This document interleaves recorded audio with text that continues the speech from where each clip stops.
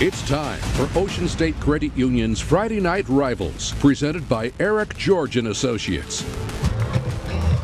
From Warwick, Rhode Island, it's another edition of Ocean State Credit Union's Friday Night Rivals, presented by Eric George, DMD and Associates. Hi everyone, Frank Carpano along with Kyle Rowley as we await the biggest rivalry in the state of Rhode Island. That would be Bishop Hendricken against LaSalle. Always a big game, and the guy who knows something about that game because he played in it 3 times for the Hawks is none other than my broadcast partner here, Kyle Rowley. What's it like as a player as we lead up to tonight's kickoff? Yeah, it's unbelievable electricity. You can feel it just walking up the path there, but there's a lot of nerves because this game will often be, even though it's a regular season game, a preview to the championship game at the end of the year. So you played in it 3 years in your sophomore year. Is it a little overwhelming for the young kids to play in a game and to see all the fans who are here tonight? Absolutely. I mean, we used to talk to the captains like, hey, we need to make plays early, get these young kids comfortable, and let them kind of fill the gaps as the game goes. Well, these two teams are always successful, and this year is no exception. Of course,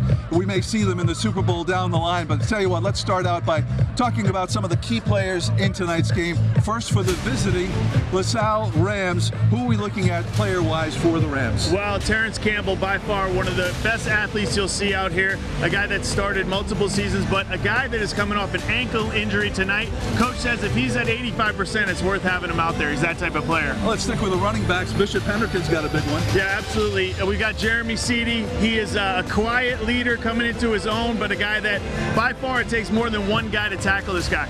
All right, the keys to the game now tonight for both teams. Both teams like to run the ball, but let's start with LaSalle. What do they have to do on offense to score, and then defense to keep Hendricken from scoring? Well, absolutely. Obviously, they're up against a powerhouse in Hendricken, so they need to take care of the ball. They've got a young quarterback in Sam Perry, so just take care of that football. On defense, I'd say don't give up the big play. Make Hendricken work for everything they're going to gain. And as far as Hendricken is concerned, offensively, what do they have to do? Defensively, what do they got to do to stop the Rams? Well, Hendricken has a lot of offensive weapons. They need to spread the ball around and not key in on one guy, and I think that they'll be fine. On defense, they just need to tackle a little bit better than they have because LaSalle is explosive as well. The atmosphere, electric. People started showing up 2 hours before game time. The stands are filled. They're expecting up to 5,000 people here tonight. You'll see many of them during the stream of tonight's game. We'll have the kickoff for you coming up in just a couple of minutes as the Ocean State Credit Union Friday Night Rivals, presented by Eric George, DMD and Associates, continues right after this.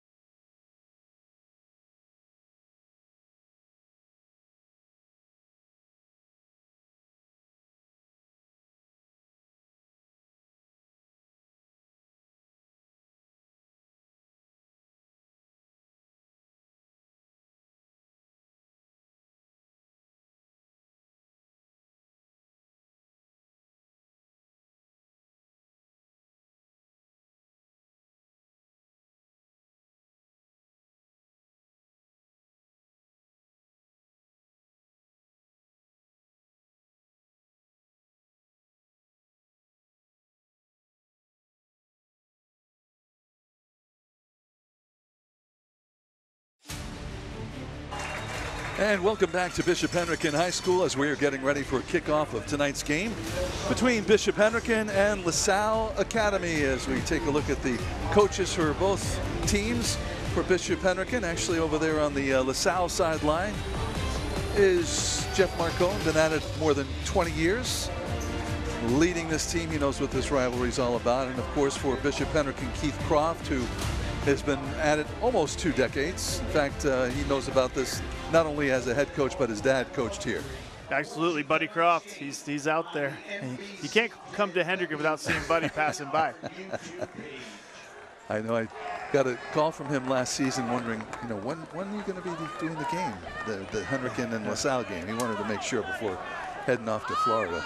So always good to hear from him. Got to wait for the game. This is the game on the schedule. And I tell you what, the players are up for it, the coaches are up for it, and the fans are certainly up for it. We mentioned earlier that fans started showing up here, filling the stands 2 hours before game time. Yeah. Look at those stands now filled. Students there on a safety night, got their hard hats on. They're ready to do business here. Those Hendricken kids are kind of the 12th man on the field here. So here we get ready now. Hendricken won the toss and deferred to the second half. So it's going to be LaSalle on offense first, receiving the opening kickoff of tonight's game. And the opening kickoff is the original chimney sweep kickoff. Scott Belford going to kick it off for the Hawks.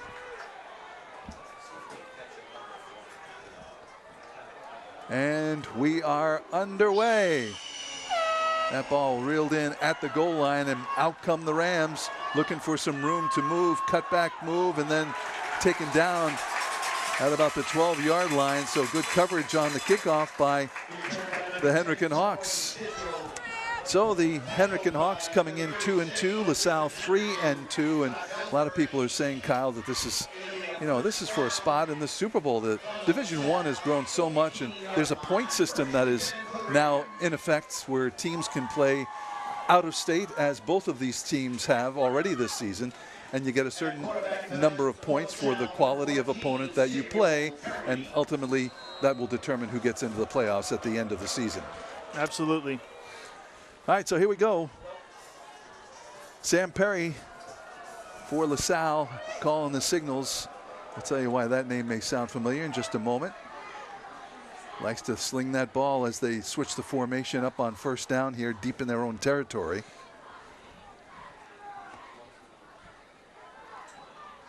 And the handoff on first down around the right side and up for about a pickup of 7 or 8 yards. So tell us about Sam Perry. How do we know that name, Kyle? Well, I know him from seeing him at the Brown coach's offices. He's sitting in Coach James Perry's office, head coach James Perry, who I had the pleasure of playing quarterback with at Brown University. Record-setting James Perry, you know, All-American James Perry. So he's the son of, and finally earned a starting job here, actually as young as a sophomore.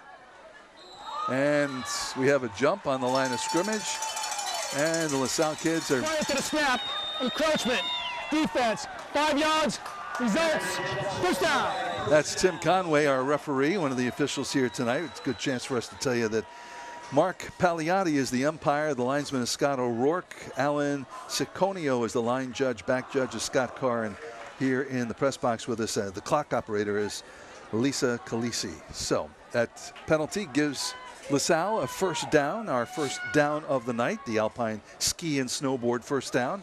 So 1st and 10 now as LaSalle moving the ball up over the 20-yard line.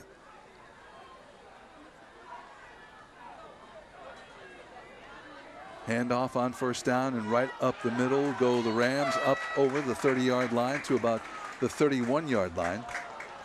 And that ball carried on that play by Terrence Campbell, a young man that we mentioned at the beginning of the show, and probably going to be mentioning his name quite a bit tonight. Yeah, Terrence Campbell there straight ahead for 4 yards. And you can see already LaSalle does a lot of interesting things on offense. They'll change formations between plays 1 or 2 times, send motion. And young Perry will read that. He could pull that and take it himself at times in this game, but gives it there smartly to Terrence Campbell ahead, the 2-time All-Stater for LaSalle. who was out last week with an ankle injury, and we spoke with head coach Jeff Marcone earlier in the week. We said, hey, any chance that he's going to miss the game? No chance. Right. You always want to play in this one, right? Yeah, and he talked about, how his teammates know he's injured and how bad he wants to be out there, and that he's braving through, a little bit. He probably shouldn't be out there, according to doctors, but wanted to play in this game, and that shows leadership. All right, 15-yard penalty. Chop block on LaSalle, so that pushes the ball back, and it's going to be a long second down play here, 2nd and 20. So after a couple of positive plays, we have a penalty that knocks them back. In a tough position to be in.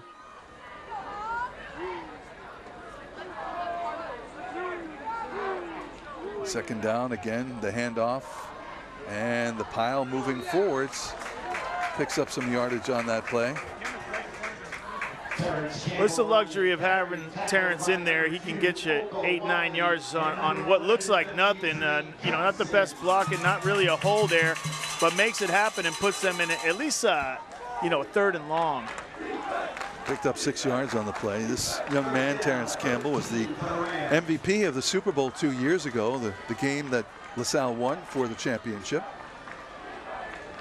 This would be big for Hendricken's defense. They could hold them to, under 13 yards here. They could force a punt. 3rd down. Perry wants to throw it, lets it go. It's tipped, but it's reeled in. It's going to be short, well short of the 1st down on the first pass play of the evening for the LaSalle Rams, who will now punt it away. Yeah, but a good job by Sam Perry, young sophomore quarterback, just getting it to someone, seeing what his athletes can do, not forcing the situation on your first 3rd and long, in the shadow of your own end zone. So that's heady play. Get this ball out of there and give it to Hendricken deep in their territory. A good concentration by Matthew Sanzi, who was on the receiving end after that ball was tipped. All right. The punt gets away. Good rush, almost reeled in, but the ball bouncing now, loose ball, and that is going to be recovered by Hendricken on a dangerous play there. Let's watch that one again. See, took his eyes off the ball. Yeah, just lost it there. I don't envy those guys, but lost it. 32 does a great job. Looked like Tiernan there jumping on it, saving that in the beginning of this first quarter for Hendricken, so they'll be able to bring their offense out on the field. It looks shady for a second, looked like LaSalle might get the ball back, but in and out of a few men's hands. All right, Dylan Lynch is the quarterback, senior quarterback for the Hendricken Hawks. Comes out now on 1st and 10. Completed 50% of his passes so far this season. 1 touchdown pass, a couple of interceptions so far through the first 4 games of the season. And waiting for the play to come in as they get the right personnel and getting ready to go. And Dylan, a guy, his older brother played quarterback here, started for the Hawks. He's at Pittsburgh right now, did a short stint at IMG Academy, and so quarterbacking is in the family, and he'll take over here. Took over at the end of last year. Ben DeCastro is down on the fields. Let's check in with him now. Ben? It is a wild night here at Bishop Hendricken. Look at the crowd behind me here. They're going absolutely nuts. We've got homecoming. We've got cheerleaders. Let's head on over here. We got the band. We've got prospective students over here. We've got so much happening tonight here at LaSalle. It's crazy. A couple thousand people, Frank. This is the place to be here on Friday night for Friday Night Rivals. And on 1st down, trouble handling the ball, goes loose, and finally the Hawks fall on it, but they dug themselves a bit of a hole here, Kyle.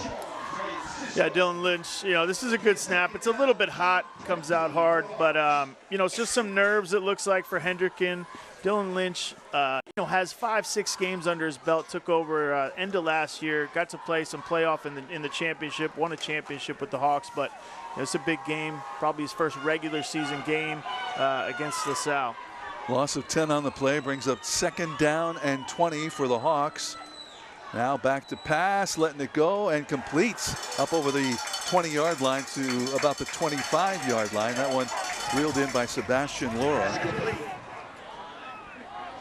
Laura, a guy that they'll target in the passing game. They're not going to force it to him. They've got weapons on all sides, but Laura, maybe their biggest game-breaking type wide receiver. He's a sophomore starting for the Hawks, which is a feat in itself. And good timing by Lynch and a good job by LaSalle's defense to hit him when he catches the ball. 3rd down and long, about 15 yards to go for the Hawks here to get a first down.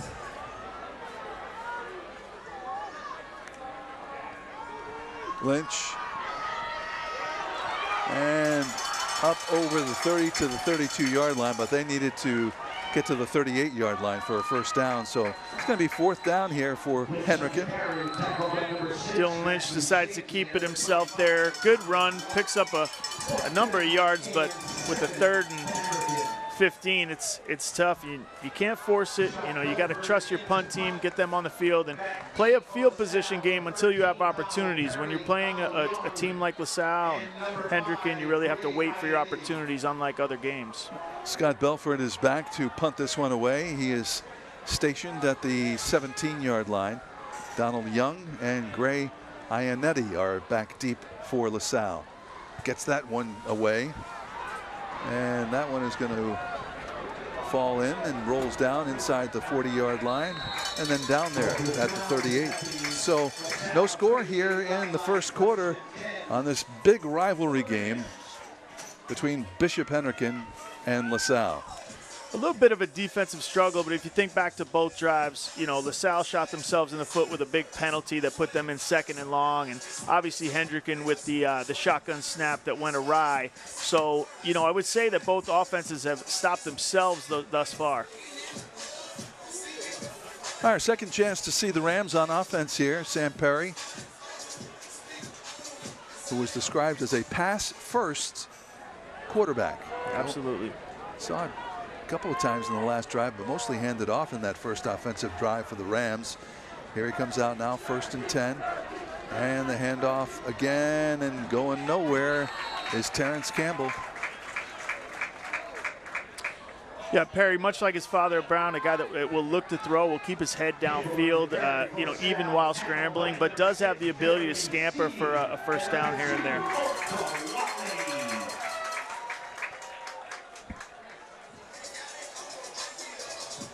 All right, no gain on the play, so it's going to be 2nd down and 10.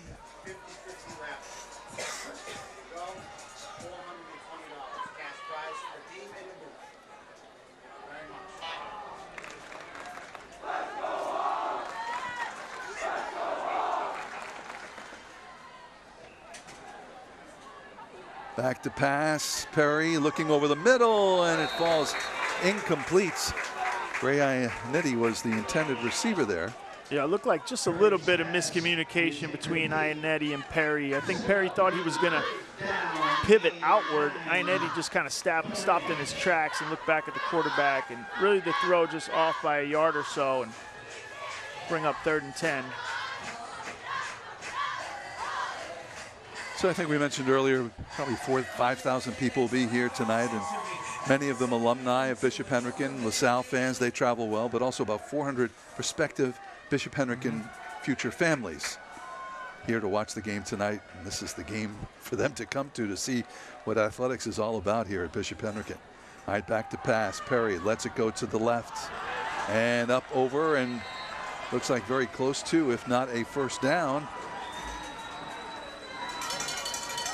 Perry quickly gets it out on a first really quick screen of the game to the top of the screen, and we'll see it here. Just 1, 2, 3 out. That's set up. All right, 4th and 1 here for the Rams. Looks like they're going to go for it here as they're on their own, what would you talk, 47-yard line.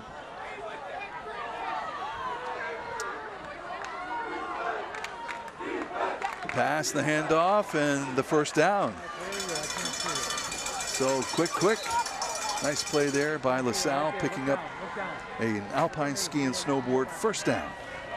Yeah, it took him 4 downs to do it, but a good time in the middle of the field to go for it on 4th down, gives it to Terrence Campbell ahead. He easily picks up that 1st down. This is just their downhill zone read with the option for the quarterback to keep.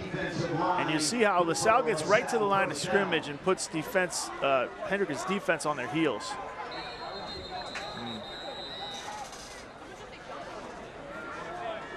Timeout. Hendricken. All right, Hendricken going to take a timeout here, and we're going to take a break. As in the first quarter, no score between Hendricken and LaSalle. Ocean State Credit Union Friday Night Rivals, presented by Eric George. DMD and Associates continues right after this.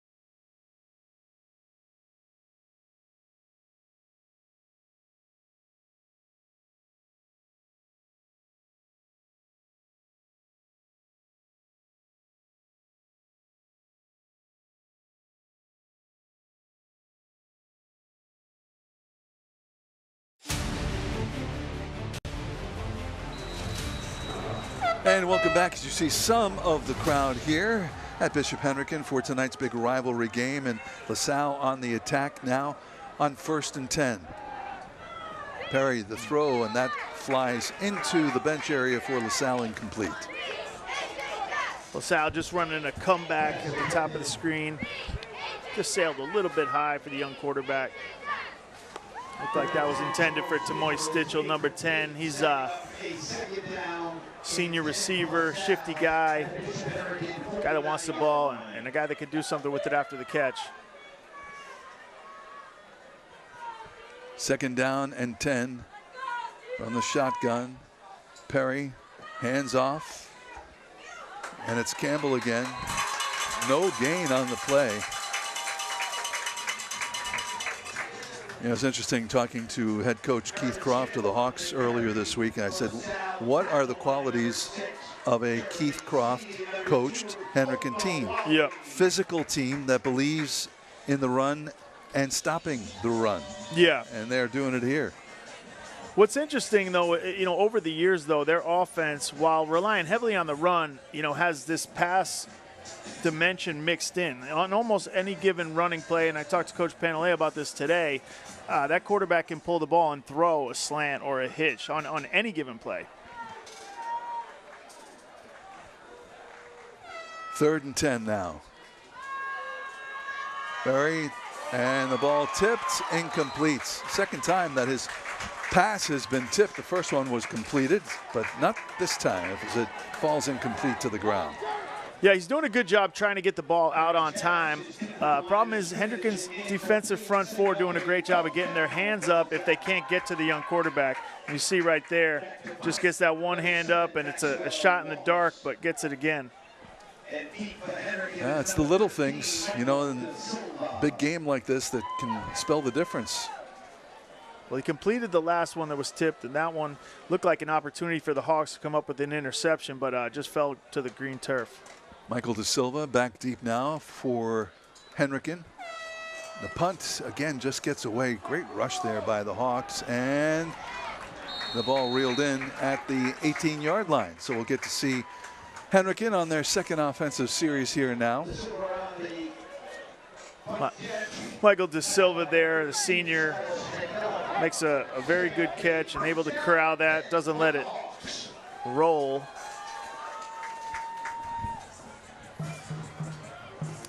So we invite you to stay tuned. You're going to stay tuned. But prior to the conclusion of tonight's game, we're going to be selecting the Ocean State Credit Union play of the game. Ocean State Credit Union, where our interest is in you.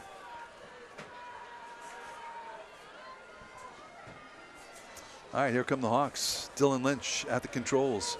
1st and 10 from the Hendricken 18-yard line. Handoff up the left side. And the flag flies right at the end.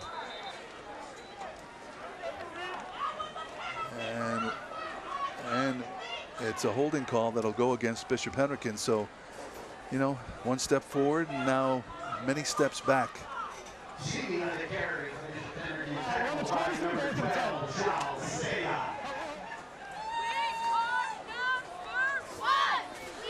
Yeah, we're getting to the middle of the season there. You know, you want to limit your penalties. You kind of give them a pass early in the season where they're just kind of getting their footing. But these penalties will, more often than not, completely kill a drive. 7 yards for the previous spot. Remains first down.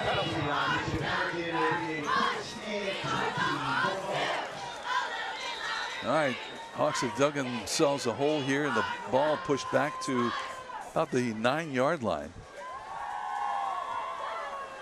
Looked like maybe a holding penalty there. We didn't explicitly say, the referee.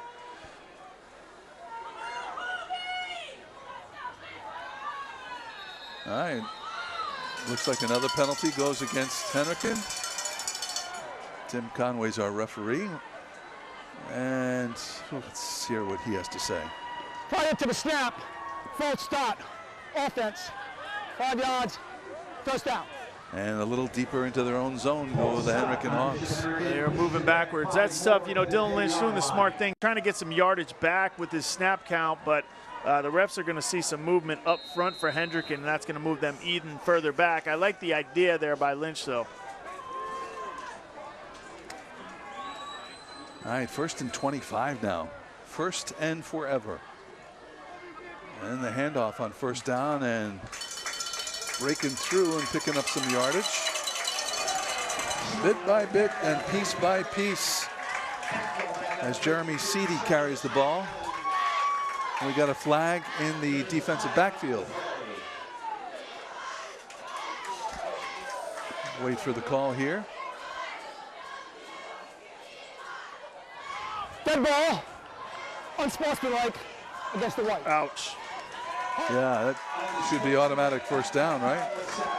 I would think, yep. Well, that's one way to dig yourself out of a hole. No. I'm going to give him Is it? Second down. So you get the yardage there. Yeah, I mean, oftentimes you're that deep in your territory, you whisper something seedy in someone's ear, and you get the penalty, Really? and he retaliates. You never, I don't know. you never did No, that. but I've seen it's been done to me. There's a pass on second down, complete, and a first down of the evening for Bishop Hendricken. It's a nice play, and on the receiving end was Sebastian Laura. Second time they've targeted Laura tonight.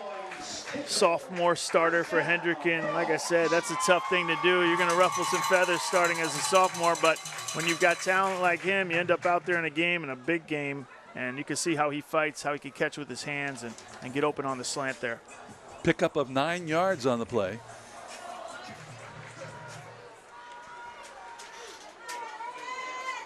First and 10 now for Hendricken from their own 38-yard line. And the pitch on first down and over along the sideline nearest the Hendricken bench. That was Jeremy Seedy once again. Yeah, backside toss to Seedy. Just puts his shoulder down and finishes that run strong. Some good pursuit angles by the linebacking crew of LaSalle. Oftentimes you'll test out that backside, make sure they're not cheating to the two receiver side or the wide side of the field. And it looks like LaSalle played it pretty heads up, pretty evenly. Second down and 7.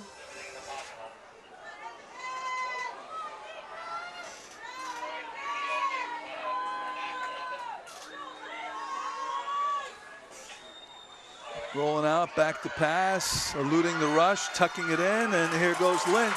Lynch, a big pickup on the play, another first down as he scampers out of bounds inside of LaSalle territory at the 45-yard line.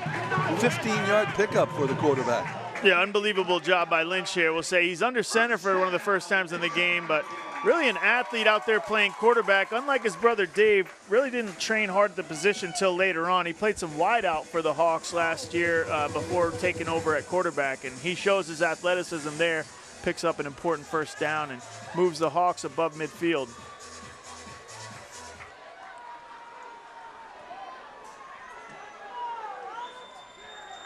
First and 10. Looking to pass again, letting it fly out low, and there's a penalty. It's going to be pass interference. Looked like Donald Young on the interference. They consider Donald their shutdown corner, but just got beat a little bit by Laura and felt like he needed to grab on the go route.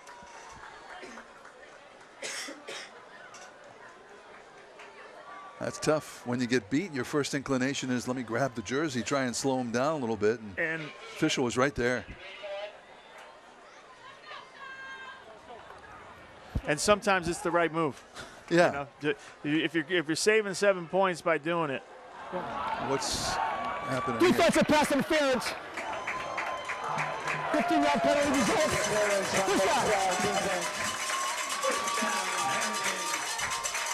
Here's the pass, and then grabbing the jersey. Yeah, really not even close there, and he's falling down, grabs a piece of material. Well, was it a catchable ball? That's, you know, the ball was headed out of bounds. Laura could have reeled it in. No matter, penalty assessed, first down and 10. Back to pass, Lynch. And Lynch trying to get away, but can't. And he is dropped for a big loss on the play by number 21, Sean Francisco. Francisco, great play there, sack on the quarterback. Just needs to be careful. You got to use the ground to get up and not push off that quarterback. Oftentimes that'll be another unsportsmanlike. Unsportsmanlike. Yep. Over here. Well, I tell you what, last play I saw one of the officials come over to the Hendricken bench and trying to calm people down. Obviously a lot of emotion going on in this game. Yeah, this is a great play right there, and, you know, just gets a little too excited and really negates what happened. Yeah, you can't be taunting like that, and the officials are looking out for it. A big game like this. Absolutely, they're trying to control the game, not let it get out of hand, kind of set the tone themselves. They're playing the game within the game, and they don't want to be embarrassed out here with some type of brawl. All right, so now the ball is spotted on the 11-yard line. First and short yardage to go, and the handoff, and another penalty flag in the backfield, and the ball still being run downfield.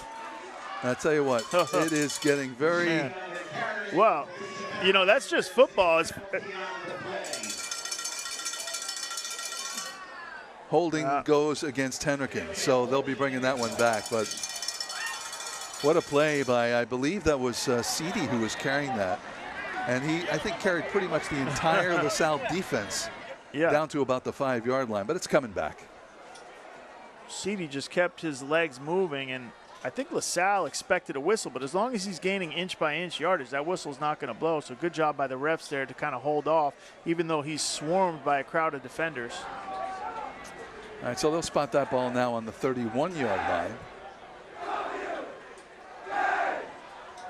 Offensive coordinator Frank Pantaleo giving his quarterback the play, and you know, much like LaSalle, they'll audible from the sideline at times. Not quite as much as the LaSalle offense will do.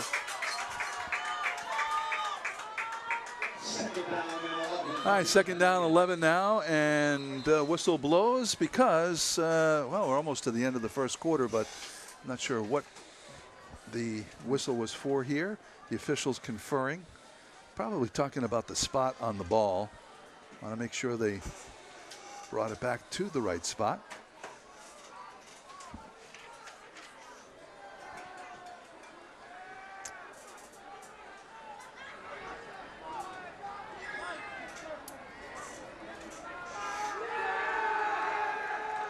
A lot of referee play so far in this first quarter. They're just making sure they get things right. And here we go, they'll whistle it live. 2nd and 11 for Hendricken's offense. And that will bring about the end of the first quarter. So much ado about nothing. 1 quarter down, no score. Hendricken and LaSalle, more Friday Night Rivals after this.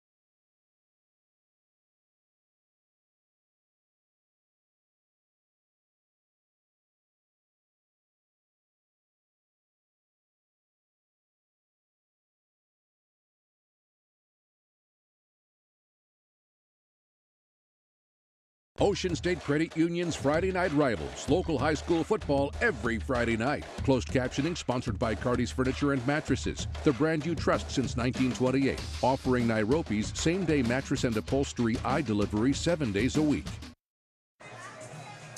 We appreciate Cardi's and their support of Friday Night Rivals as you look at the cheerleaders, the Bishop Hendricken cheerleaders who are from Bayview. Bayview Academy. That's right. Has been that way for many, many years because Hendricken is the all-boys school, the only all-boys school in the state of Rhode Island, right? That sounds right. And Bayview is the only all-girls school. I believe they're still all-girls. Yeah, people always ask me, how'd you like going to an all-boys high school? And I said, it's the only one I went to. I don't know. So we got 1 quarter down. And we resume now as the teams switch sides. 2nd down and 11 for the Hawks. Back to pass, Lynch, lets it fly. Oh, and that ball almost intercepted and then caught. Wow, that ball, what a fight for that ball on that play. Sebastian Nault reeled it in, but the defender on the play for LaSalle looked like he had it as an interception. Let's look again. Yeah, it looks like a corner route. Dylan Lynch trusts his receiver. Looked like a pick at first, but Nault rips it out of his hands at the last second and falls to the turf with it. Unbelievable play. And Antonio Bearden looked like he had it ripped away, and what a big pickup on that play for Bishop Hendricken. That gets them inside the red zone, down to the 6-yard line. In the Euclid Financial Services red zone. 1st down and goal. Looking for room and into the end zone for the touchdown. I believe that was Seedy who carried the ball. Or Dylan Lynch. Yeah, Lynch with the keeper there. He makes a nice move on the right side, sticks his right foot in the ground, and gets upfield, falls forward over the end zone, loses the ball a little bit there, but they'll say the ground caused that fumble and give him the touchdown.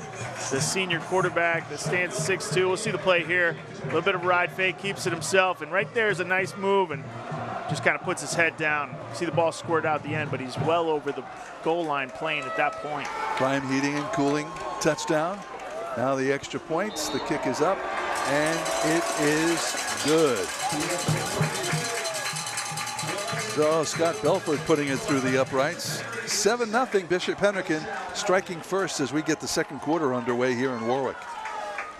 Nice looking extra point there by Belford too. He's got a leg, so look for that in a close game. They've got the ability to kick field goals out there, unlike a lot of high schools. A nice run by Lynch, kind of a heady play to keep it himself and make a couple moves and fall forward into the end zone. And, you know, putting that first score on the board, especially the first touchdown of the game, is the way to set the tone in a big game like this. All right, let's head down to Ben DeCastro. Ben?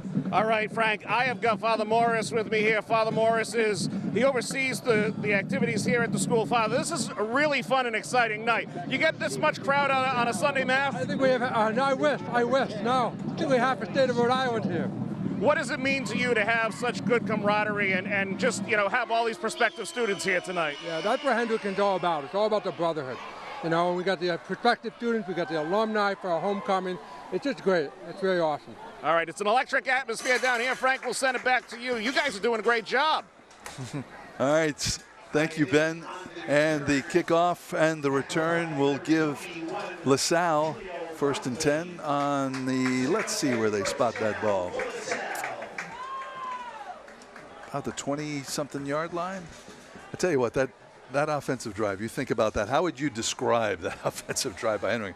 It was, you know, 2 steps forward, 3 steps back and forth, and then finally the big play was that pass play, and then the next play was the quarterback taking it into the end zone. Yeah, really the second time Hendricken's tried to go over the top, and they've been you know, compensated twice. Once with a pass interference, and the other time with him ripping that ball out of a DB's hand. So oftentimes, you know, fortune favors the bold when you go downtown with the football. All right, on 1st down, Terrence Campbell with the carry over the left side. Picks up some yardage on the play. pushing the ball up to the 33-yard line. Calling an 8-yard pickup. 2nd down and 2. Well, with the young quarterback in there, you got 2nd and 2. You call these, shot downs. You can take a shot because you're ahead in the count. You only need to pick up 2, maybe go downtown. Take a look at some of these receivers, Antonio Bearden and Tamoy Stitchell out wide. All right, the handoff now on 2nd down, and looks like they got enough for a 1st down as they push it up to the 35-yard line. They do not heed my advice. They're just going to keep trudging forward. Maybe want to get a little bit further upfield before they start dropping back in the pocket. Sophomore quarterback, but a quarterback that's from obviously a football family and has really kind of grown up listening to the game, being around the game on the Brown football sideline. So he definitely knows what he's looking at. And Coach talked about how he could talk defense all day.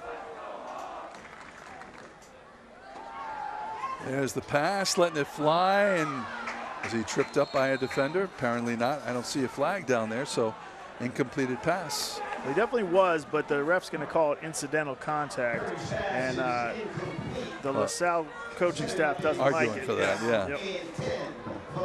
That's number 4, Antonio Bearden. Like we said, he's one of their burners, a junior, game breaker type, and excellent ball skills. They're trying to target him down the left sideline, but like I said, just tripped up by a Hendricken defender.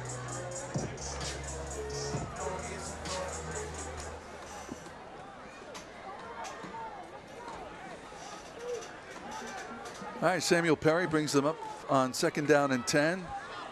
Fakes the handoff. No, he does hand it off to number 11, Terrence Campbell. Campbell over around the right side and then pushed out of bounds. Campbell on the carry, pushed out of bounds by number 6, 26. Penalty flag goes flying in the far side of the field. Penalty-ridden first half so far. And looks like this one is going to go against LaSalle. Looked like the referee was consulting with the Hendricken bench what they wanted to do here. Looks like they're going to accept the penalty from his body language. Let's hear the call. Holding against LaSalle. A lot of penalties here tonight. Did you expect maybe a cleaner game, Kyle? You never know. With all the nerves and such a big game, how people are going to react, how the refs are going to call it. I think, like we said in the beginning, they're just trying to really establish themselves. We've also seen some extracurriculars that haven't been called by the refs. A little bit of pushing and shoving inside after the whistle. So we've had a couple of unsportsmanlike penalties called in this game already. You really, it's like basketball. You have to adapt how these refs are going to call the game, how they're going to call the fouls. If they're calling them, they're calling them. And that might mean as a lineman, you got to get your hands more on the interior. Against the offense, 15-yard penalty. Now, speaking of unsportsmanlike, there's another one. I believe that's the 3rd of the evening. It's against LaSalle. We'll push the ball back. A lot of these players haven't been in an emotional game like this, and really the only way to learn how to control those emotions is go through it, and they'll see it on tape, and maybe they won't make the same mistake next year. But that's why it's so important to have senior leadership and all that in football. All right, Perry looks to his left, complete, trying to find some room, and then wow, brought down by the shoulder pads. Violent tackle on that play. I like the play by LaSalle. Just throw the screen out to Stitchell, see what he can get, see if you can get yourself back into this down and distance game, and some really nice tackling there by Hendricken's linebacking crew. 3rd and very, very long.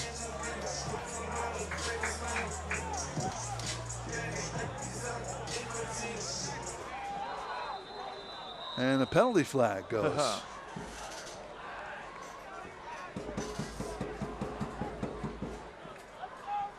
Let's hear the call. Prior to the snap, encroachment, defense, 5-yard penalty, remains 3rd down. Well, that won't hurt Hendricken because they can afford it with 3rd and 30. Well, we've seen more penalties in this game than we have in our previous game so far this Combined. year. Yeah, combined, right. All right, Perry looking, throwing downfield, and penalty flag's going to be pass interference, as it looked like the defender was face guarding him along the far sideline. Yeah, really just a fade route there to Aceto. And I thought a well-thrown ball. Aceto kind of stopped his feet, but refs are going to talk it over. And it's going to be a third down. Pass interference. Previous, okay. It's going to be a third down. Perry's pass was incomplete. Penalty on the play. Defensive pass interference. That's Hendricken, 15-yard penalty. Remains third down. So Yeah, unlike in the NFL, you don't get the automatic first. You don't get the spot foul. You just get the 15 yards from the line of scrimmage. And luckily for Hendricken, they can afford that right now. A little bit of, I think, face guarding there. You got to turn and make a play on the ball if you're going to throw your hands up like that. And LaSalle now, though, has a chance at third and really reasonable here. I'm looking at about 3rd and 7. Down is 7 for LaSalle. See what LaSalle does. They come out with about 4 wideouts in the game, 5 wideouts in the game, and a bunch formation to the boundary. Sam Perry looking, firing, completes to number 10, Stitchell. Stitchell going up, fighting, keeps his feet going, and he picks up the first down. Just kind of lowered his shoulder. Yeah. Because when they stopped him, he was still a couple yards short of the first down, but kept the legs moving. I mean, this is an unbelievable play by Stitchell. He's got a good feel. You can tell he's the guy they like to get it to on the screens. You see the play here. Perry gets it out there. Nice job coming back to the ball, couple cutbacks. But right here is what you want to see. This is an important drive for LaSalle, down by 7 at this point in the game, and big first down by Stitchell. On first down, around the left side now, and out of bounds. I believe that was Terrence Campbell, as LaSalle now moves inside of Hendricken territory for the first time this evening. 8 minutes left in the second quarter, before halftime, down by 7. It would go a long way for LaSalle to answer the bell here after going down 7 on the last drive. It'd give their whole sideline some confidence and let them know that they can go punch to punch with the larger Hendricken team.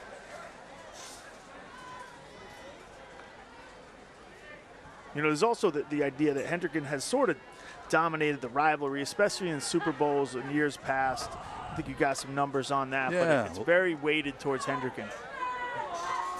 Share those in a couple of minutes. Second down, back to pass. Perry lets it fly. And again, the official looked like he was thinking about throwing the flag. That was step for step the defender with the intended receiver on that play. Watch again. Yeah, Joshua Aceto down the right sideline. The ball's underthrown, which causes the DB to run into the receiver, and I believe that's why that's Jabari Jackson, one of the best athletes out on the field, shut down corner. And really, I think the ref's looking at that as incidental contact. But oftentimes you will get the call on an underthrown go route. So Hendricken a little bit lucky there that the ref kept the laundry in his pocket, which they haven't done a lot of tonight. 3rd down and 4. And Terrence Campbell around the left side. Let's see, got pushed out of bounds. And did he get enough yardage for a first down? I believe he did, based on the spot that I'm seeing. They're going to give it to him. That's the second time LaSalle, second or third time LaSalle's gone into the boundary with Campbell and testing that backside defensive end of Hendricken. He's able to just pick up the first. All right, so it's now LaSalle driving here, trailing 7-0 in the second quarter. 1st and 10.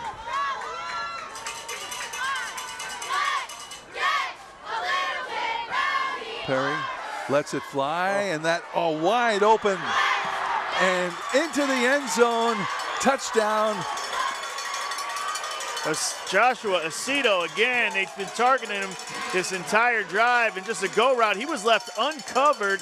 The young sophomore quarterback picks it up, gets the ball out to him on just a streak route, and no one in his way. Doesn't get caught from behind, and LaSalle answers the bell, 6-7 here as we look on to the extra point. Great job by the young quarterback. Get to see the replay here. I believe Aceto's just uncovered. You see no one really on your screen. And some DBs coming in late. Just really only one chance to strip at the ball before he crosses the goal line. So the extra point to tie the game now. And a whistle.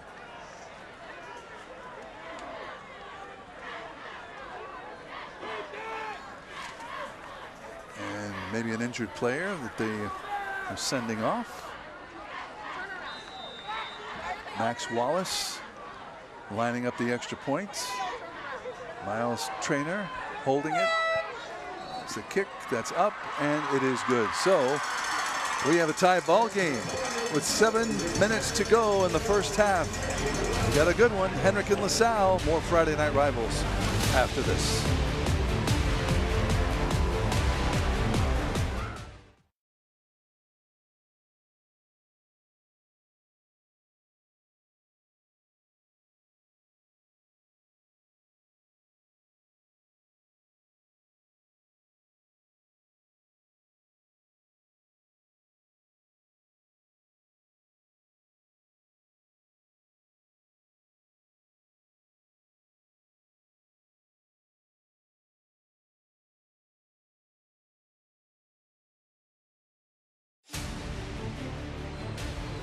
Welcome back to Bishop Hendricken LaSalle, tying this game up 7-7. I want to remind you, during the fourth quarter of tonight's game, we'll be selecting the South Shore Village player of the game. So keep an eye out for who you think it is, and we'll tell you who we've selected at the end of the game.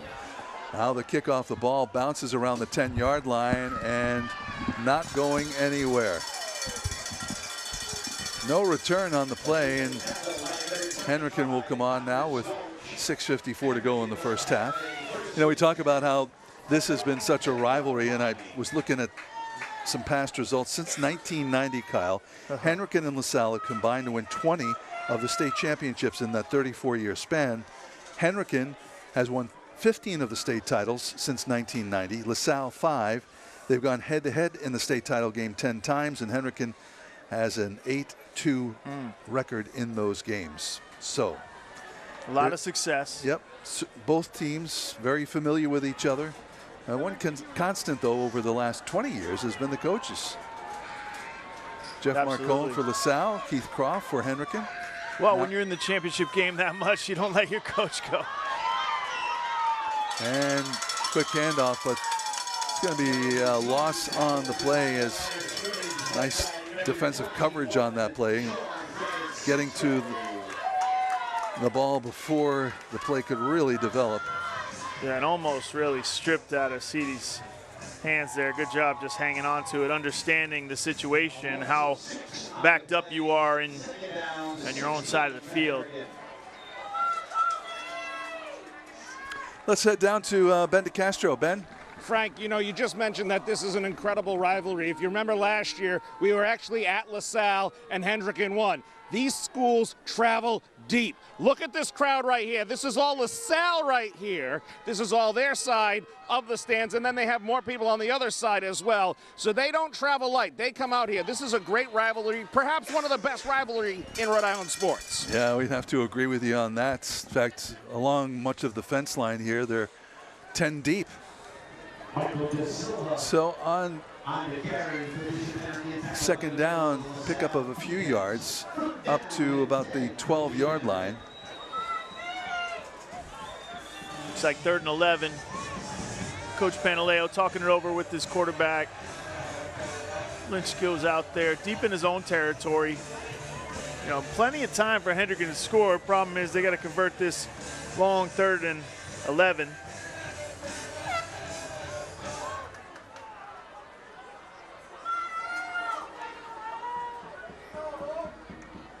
Lynch looking to throw, lets it go long and out of the reach, but we have a flag.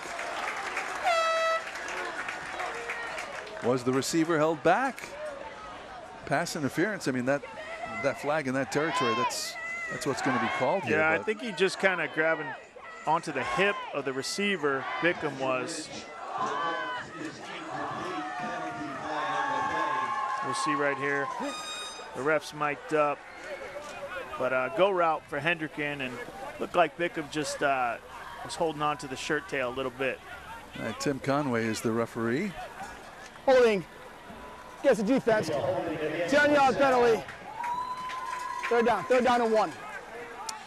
Like you said, you go for it, you throw the ball up, you throw it downtown, and you get rewarded often. That's a second or third pass interference that went Hendricken's way because they decided to kind of be bold, air it out, test out the defensive backs of LaSalle, and you can't really grab because all eyes are on you when that ball's in the air like that. He had a ref just trailing him, and I don't even think it was that bad, but Bickham just kind of was holding on to the hip pocket of the Hendricken would-be receiver.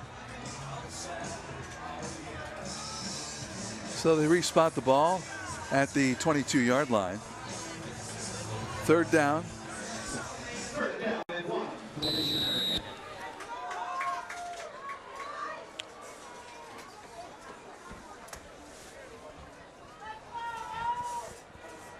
Hendricken, 3 wide receiver set, tailback, and an H-back to Lynch's right. And we have movement along the Hendricken line. That's what LaSalle is pointing to. Let's hear the call. Yeah. Prior to the snap, false start. Offense, 5-yard penalty. So, Lynch is under center for one of the few times in the game. He tries to go to a snap count on 3rd and 1, 3rd and 2, 1.5, maybe you call it.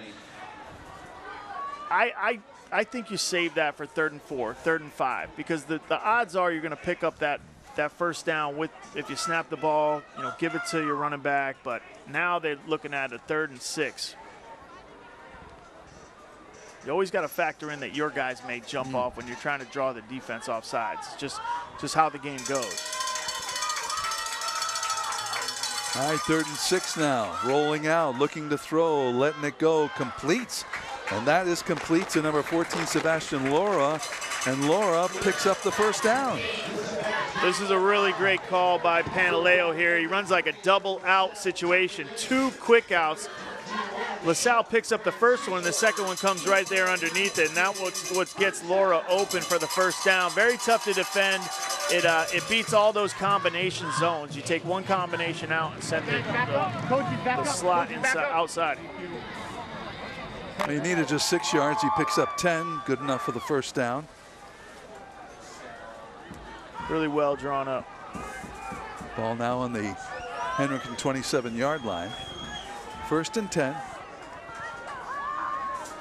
Little swing pass up over the right side. Big gainer now up over the 40 to the 45, and finally brought down at midfield. Very speedy on that play with Sebastian Laura.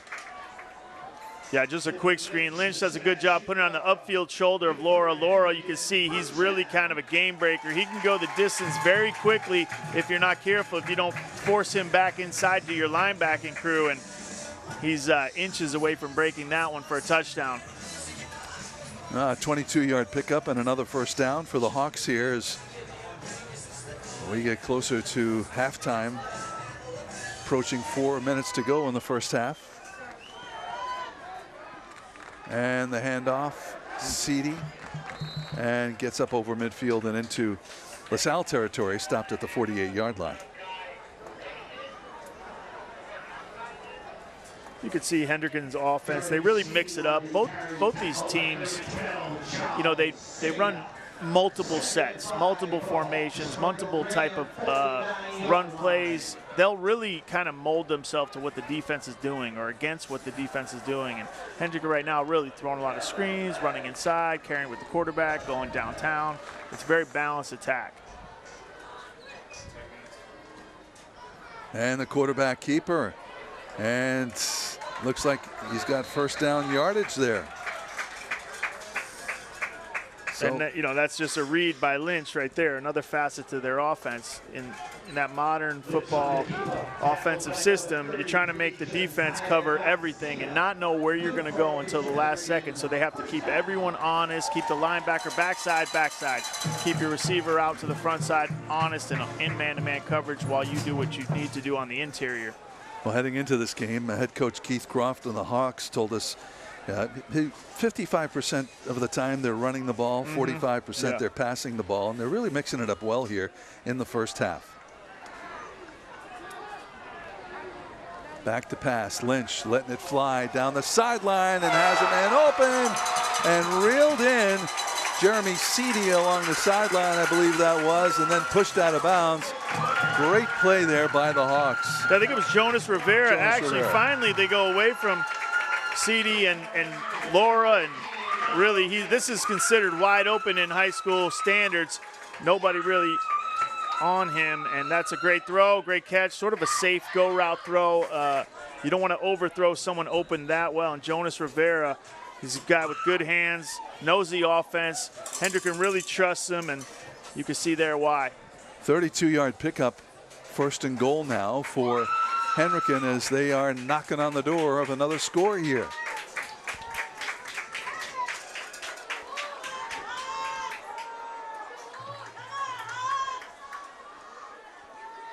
Lynch takes the snap, the handoff to Seedy, wiggling his way in, down inside the 5-yard line. Seedy, got to be careful there. Don't taunt the guy that you run over. I think that maybe we have a substitution in the game. Might be kind of tough. Jeremy Dennis. That's kind of the 1-2 punch. When Seedy's not in there, it'll be Jeremy Dennis. Yeah, number 9. Which it's tough. We talked about before the game. We've done these Hendricken games. Those numbers are tough to see from up here in the box with these frosted windows. And the fact that it's a dark number on a dark jersey, albeit different colors. And here we go, 3 yards into the end zone and touchdown. You can see the pink tape job on the cleats. That's how we'll decide. But that's Jeremy Dennis again. A little bit of a change up from Seedy, and they reward Dennis with the touchdown. Coach called him the quiet stud, man. A few words, if any, is what he said. So you don't need to talk when you can run like this, and kind of puts his head down and takes 2 yards at the end of that run.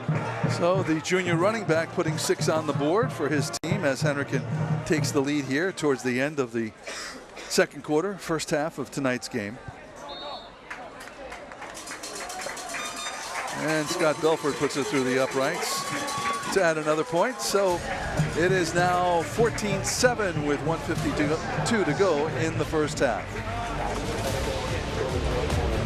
We'll be right back.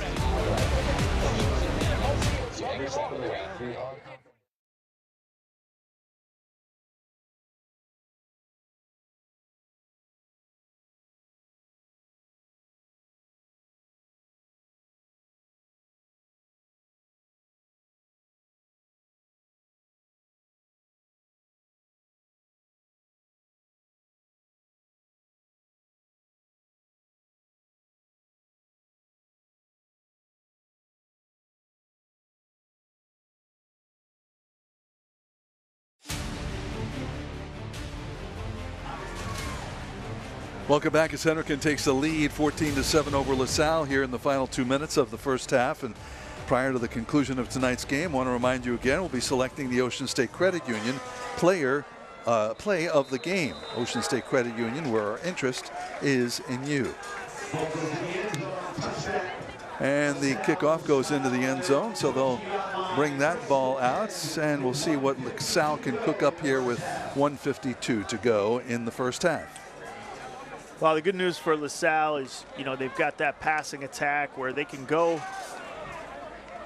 80 yards in 2 minutes, or 1:52 exactly.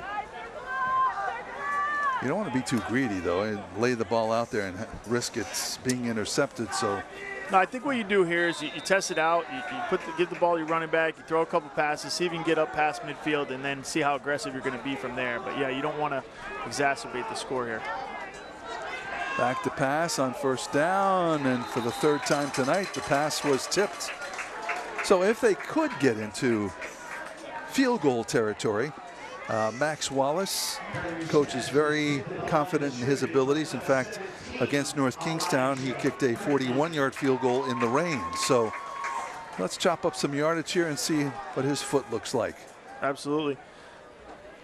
And, you got to kind of put it all out there in a game like this. You can't really sit on the ball. You want to see what you could do and not have any regrets, especially in a regular season game.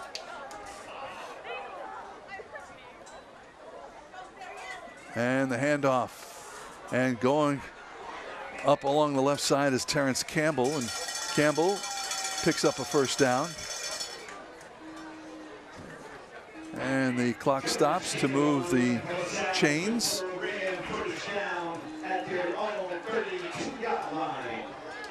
And the clock back on now. 1:30 to go. Back to pass. And letting it go long and incomplete. I talked to Coach Croft. They're running a lot more man coverage than they normally do, although, you know, they've historically run some man, but a lot more man this year. And that's what Sam Perry's looking at right there. He decides to throw the streak route. If I'm a guessing man, he's really just throwing that away because he didn't have his out route or his curl. That stops the clock with 1:21 to go.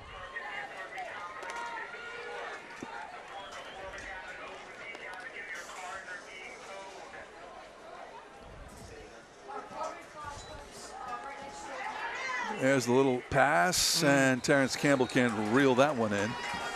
Yeah, this is LaSalle's double screen. He's got the ability to throw it to the left side to Campbell or to the right to one of his wide receivers. Decides to go left. Tough catch, but one that could have been made just off the outstretched right arm of Terrence Campbell.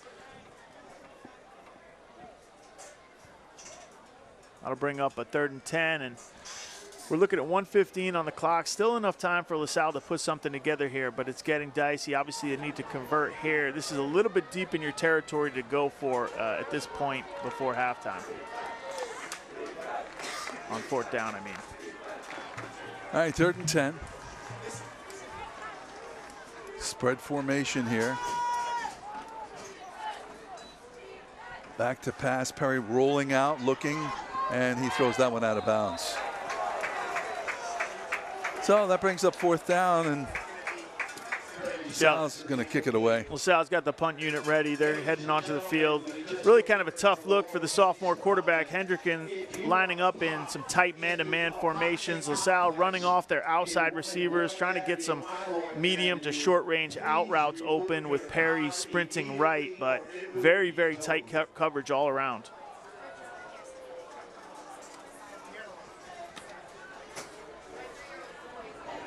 All right, ready to punt this one away is Max Wallace. Back on his own 20-yard line. Michael Da Silva back deep on his own 34-yard line. If you saw the Brown game versus Harvard, you know that anytime the special teams are out there, it creates a situation where big plays can happen. It can happen in the reverse order. 5-yard penalty. Remains 4th down. You know, these are high school long snappers, so Hendricken's in a good situation. They may be able to put points on the board here if something goes awry, if they put enough pressure on this punter. So take a peek at that. So now from his own 25-yard line, Maxwell lets it go. High punt. And Da Silva. Fair catch. Reels it in at the 31-yard line with 1:01 to go. Coming up at halftime, we're going to reveal to you 2 more nominees for our Scholar Athletes of the fall sports season. At the end of the fall sports season, we'll be selecting one of our nominees for a $5,000 college scholarship. Not too shabby. So we'll introduce you to them. We'll also hear from the principal at Bishop Hendricken, talk about some of the cool things that are going on here with the Hawks. Ben DeCastro will have that interview. We'll have some first half highlights for you, and then of course the second half of tonight's game. Lynch looking to throw on 1st down, rolling out, looking for some room, going to tuck it in and heading out of bounds. Don't know why he wants to stop the clock. 53 seconds to go, but he does. And a penalty flag is down. Of course there is. Some nifty moves from Dylan Lynch in the pocket there just to kind of get out of there. It looked like he was dead to right. I mean, with all the flags, how tough is it to get into any kind of a rhythm here tonight? Very tough. You see those pink flags down on every other play. It's also tough to get the call on what the penalty is. Yeah, I didn't see any signal. And There is no penalty. okay, no penalty. An errant flag. 2nd and 12 here. Hendricken comes out with 3 wide receivers, trip set. Seedy to Lynch's left. Looks left, throws right, and up over the 35-yard line to the 36-yard line. Jonas Rivera again. You saw him on the previous drive on that touchdown throw from Lynch. They throw him the quick screen out to the right. 3rd and 5 now.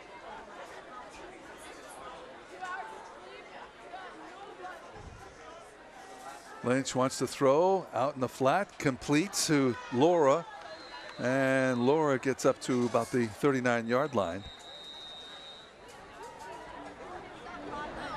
Yeah, quick screen to the left. Laura makes a couple moves, but you know it's not going to be enough to score. 17 seconds left. They're going to have to need more big chunk plays if they're going to threaten and get field goal range here.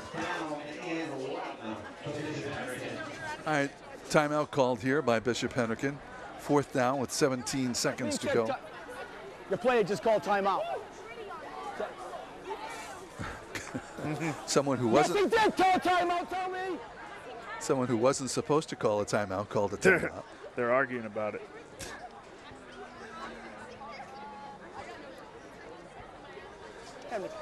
All right, so bring them over to the sideline, huddle up. Whether they did or they didn't call it, they're taking it. So 17 seconds left. Hendricken has the ability here. They played a little bit conservative to this point. You know, throw 2 15-yard throws, a dig route or a sideline route, something they get out of bounds. You know, you've seen the field goal, the leg on Belford. If they can get down somewhere near the 30, they've got a chance to kick a field goal before halftime, but they're going to have to be a little bit more aggressive with the ball and throw it downfield, some of these intermediate to deeper throws. And like we've seen, they've been rewarded every time they've done it, if not completing it, just with the 15-yard penalties.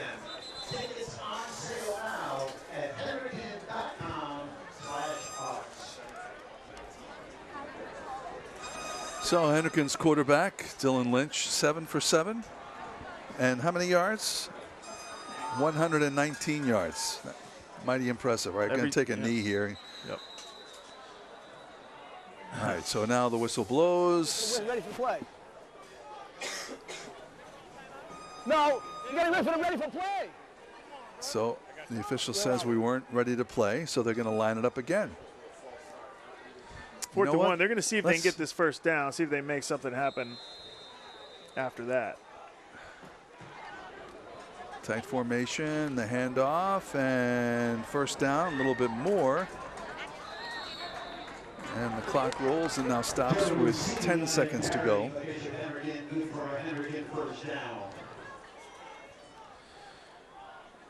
So this is the type of spot on the field. You get closer to midfield, you don't play as much risk. You can do something like a hook and ladder type of situation, or they're just going to let it roll.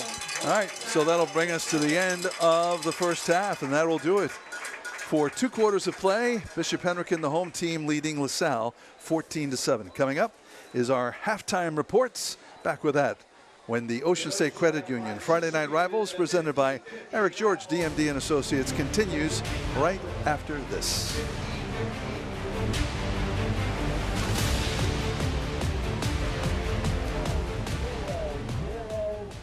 All right, I am here with Keith Karoff, the coach for Bishop Hendricken. What's going on this first half? You guys have, it seems like a really even match out there, but it's a dogfight. Dogfight, great game. You know, 2 teams battling, great rivalry. It seems like whoever's going to have the ball last get the best shot. What are you going to talk to you guys about when you go into this halftime now? You know, I think we're playing okay. We got to clean up the penalties. Penalties are hurting us. They're really hurting both teams. We got to be a little more disciplined and, you know, maybe get a little more movement up front with the ball running. All right, good luck in the second half, Coach. All right, Frank, we'll send it back up to you. I know you got some great stuff coming up for the second half, for the halftime, rather. All right, thank you very much, Ben. And we're back with that, the Scholar Athletes, a few more interviews and highlights of the first half when we return.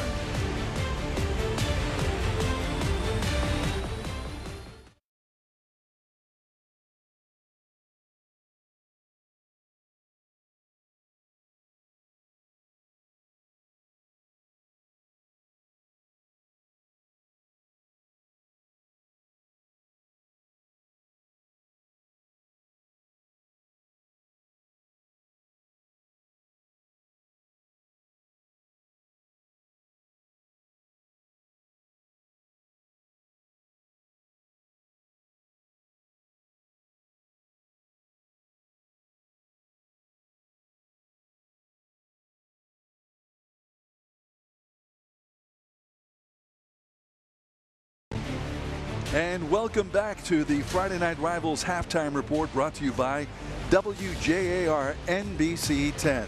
We're at halftime of this great game between Hendricken and LaSalle. And as we begin our halftime report, time to find out who our Scholar Athlete nominees are. Let's check them out. We are proud to present the Patriot Roofing Scholar Athlete of the Week. This week's Scholar Athletes are LaSalle Academy's John Roadhorst and Jack Moretta from Bishop Hendricken High School.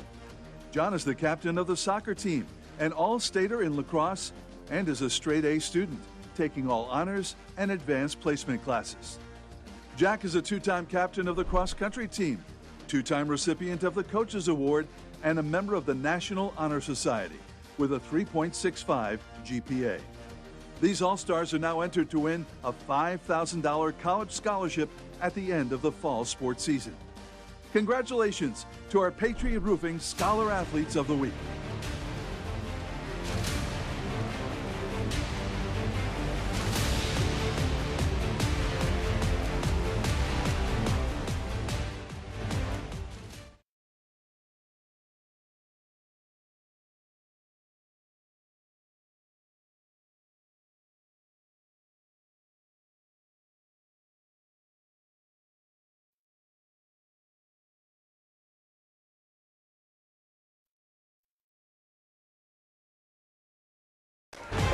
Welcome back to our coverage of the Hendricken-LaSalle football game. You're watching the Friday Night Rivals halftime report, brought to you by WJAR NBC 10. And standing by down on the sideline is Ben DeCastro with a special guest. Thank you so much, Frank. I'm here with the principal, Mark DeCiccio of Bishop Hendricken, and this is an incredible night. You got so many great things. Talk to me about what's happening tonight. This is homecoming weekend at its finest. Look out here. We got fans. We got LaSalle, the biggest rivalry in the state. We got our homecoming dance tomorrow night and our Gloria Gemma breast cancer awareness run on Sunday. What makes Bishop Hendricken stand out from the rest of the schools and just really stick out in the area? Because this is such a beacon. Simply put, we turn boys into men, good men, men of faith, men of character, men of integrity. We also have a brand new schedule that was implemented seamlessly this year. There are 22 new electives with over 440 kids enrolled in them this year. Wow, that is so impressive. If people want to learn more about the school and, you know, maybe they've got a young man in 5th or 6th grade, they're looking to learn more and get the early track. How should they do that? How can they get a hold of you guys? Give us a call, set up a shadow day, go to our website. We have an open house coming on October 20th from 12 to 3 p.m. All right, excellent. And of course, people can go on your website and learn more. Frank, it's a wonderful school. And right now, we're going to send it to break. But when we come back, we're going to go back to you, Frank, for some first half highlights.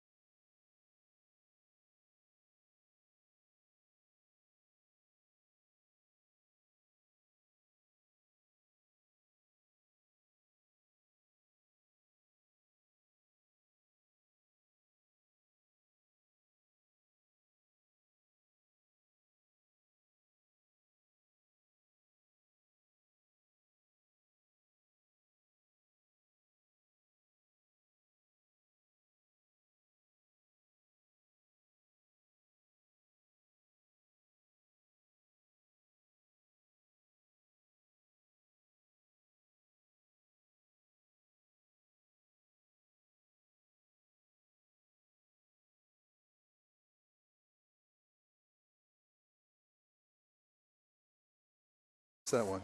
Huh?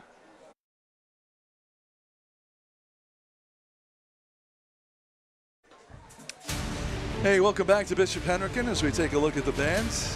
Hendricken Hawks Band, Frank Carpano, Kyle Rowley here at halftime, 14-7.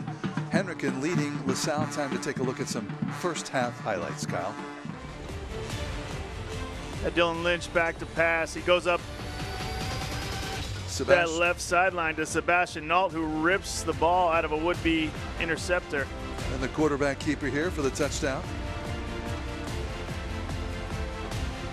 For LaSalle, Tamoy Stitchell, nice catch here, picking up the first down. Yeah, just a little screen to Stitchell, and that was an all-important first down for LaSalle, who needed to answer that touchdown earlier by Hendricken on the last drive. And here's the touchdown throw. Sam Perry goes downtown to Josh Aceto for the touchdown to answer the bell. Another long pass here. Lynch wide open to number 5, Jonas Rivera. And that one gave Hendricken the lead right here as he finishes it off. Number 9, Dennis, in the game for Seedy.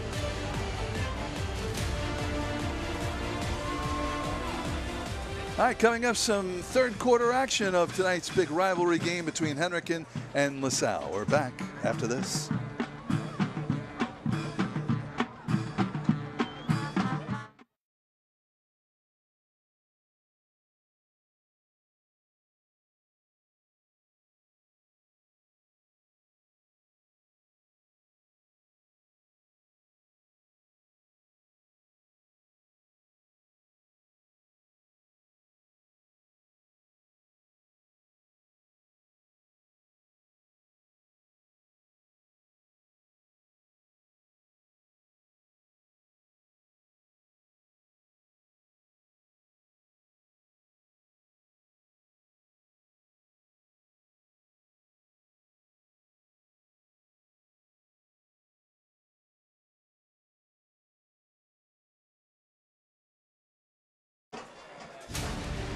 And welcome back to Bishop Hendricken. Let's head down to the field where Ben DeCastro is standing by with one of the coaches to tonight's game.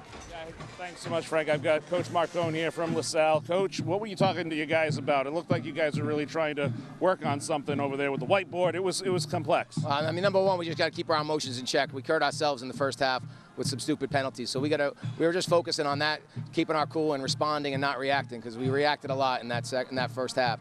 And just getting our guys ready and seeing what we're making a couple adjustments here and there, and hopefully they'll work out in the second half.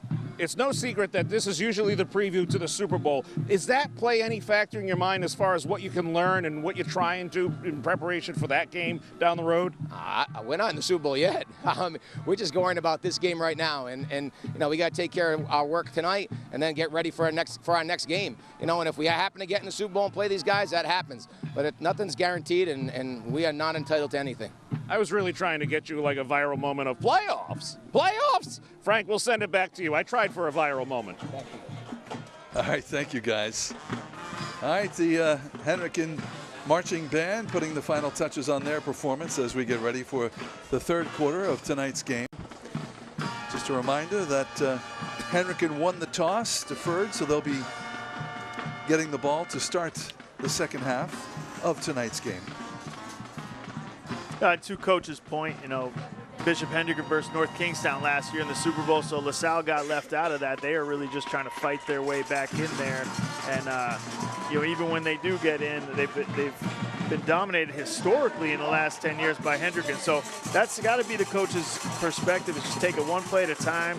Every team in high school is a new team, a new senior class. And as you can see right here, they've got a lot of young players that this is really their first big emotional game, and they're pushing back, shoving, getting penalties, and they really just have to learn how to deal with that. And that will be important if they go deep into the playoffs.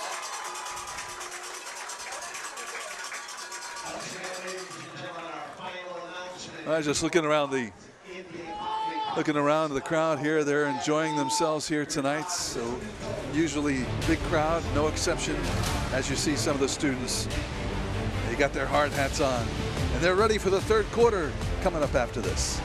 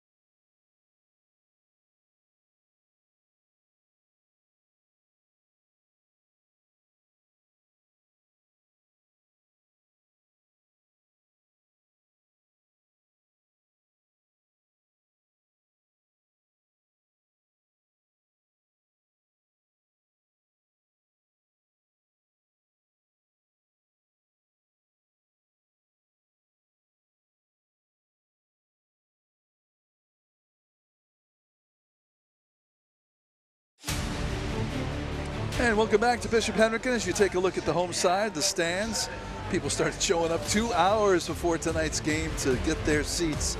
I tell you, it was a hot commodity. They want to make sure that they are here for this big rivalry game. They haven't been disappointed. We got a tight one. Usually is when these two teams get together. 14-7 Bishop Hendricken as LaSalle kicks it off to start the second half. Hendricken with the return, trying to find some room and drop down, and guess what? Look at that.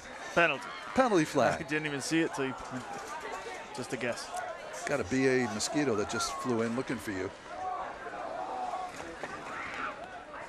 End of the run. What do we got? Where's the end of the run? These refs getting their TV time. Personal foul, face mask. On the return, 15 yards from the end of the run. First down. All right, well, LaSalle started off with the ball at the beginning of this game, and that gives Hendricken the ball here. They deferred after winning the coin toss, and now 14-7. This could go a long way to getting Hendricken a W against their rivalry if they can score on this drive. And they start out with very good field position at the 45 coming out. Dylan Lynch calling the signals for Hendricken, breaks the huddle and comes out in a 4 wide receiver set with Jeremy Seedy in the backfield with him.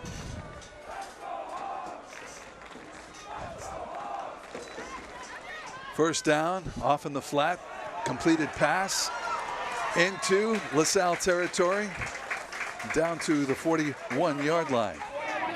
A quick screen there to Sebastian Laura, number 14, sophomore starting wide receiver, a guy that they will throw almost exclusively to in the screen game because of this.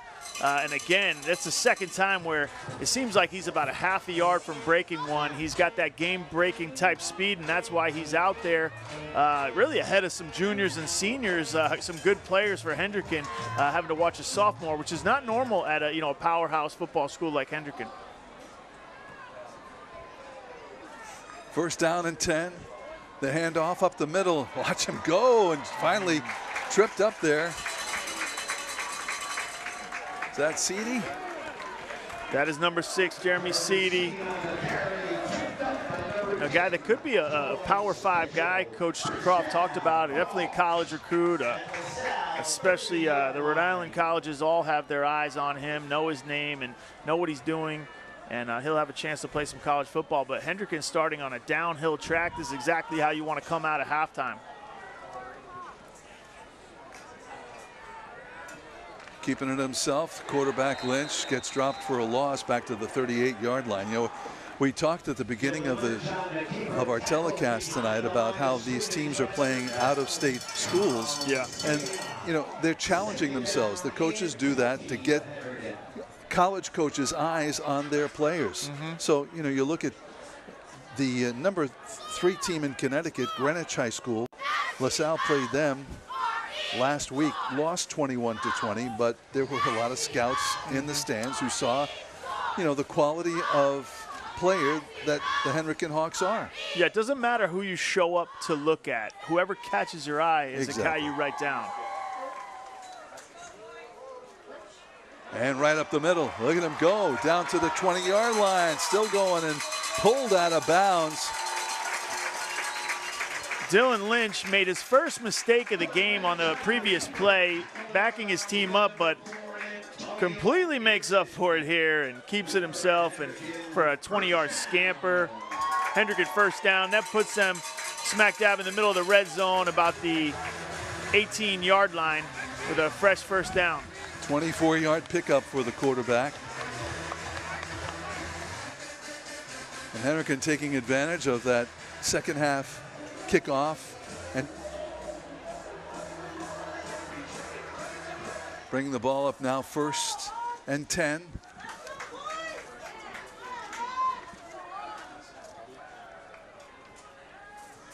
Into the end zone and incomplete.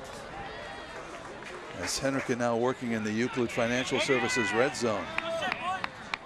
Looked like a attempted fade ball there to Macera. Again, face guarding, Yeah, that's tight coverage, good ball, good placement, chance to make a play. You know, I'd say good football play all around there. Quarterback, receiver, and DB. Messina, I should say, William Messina there, the intended receiver.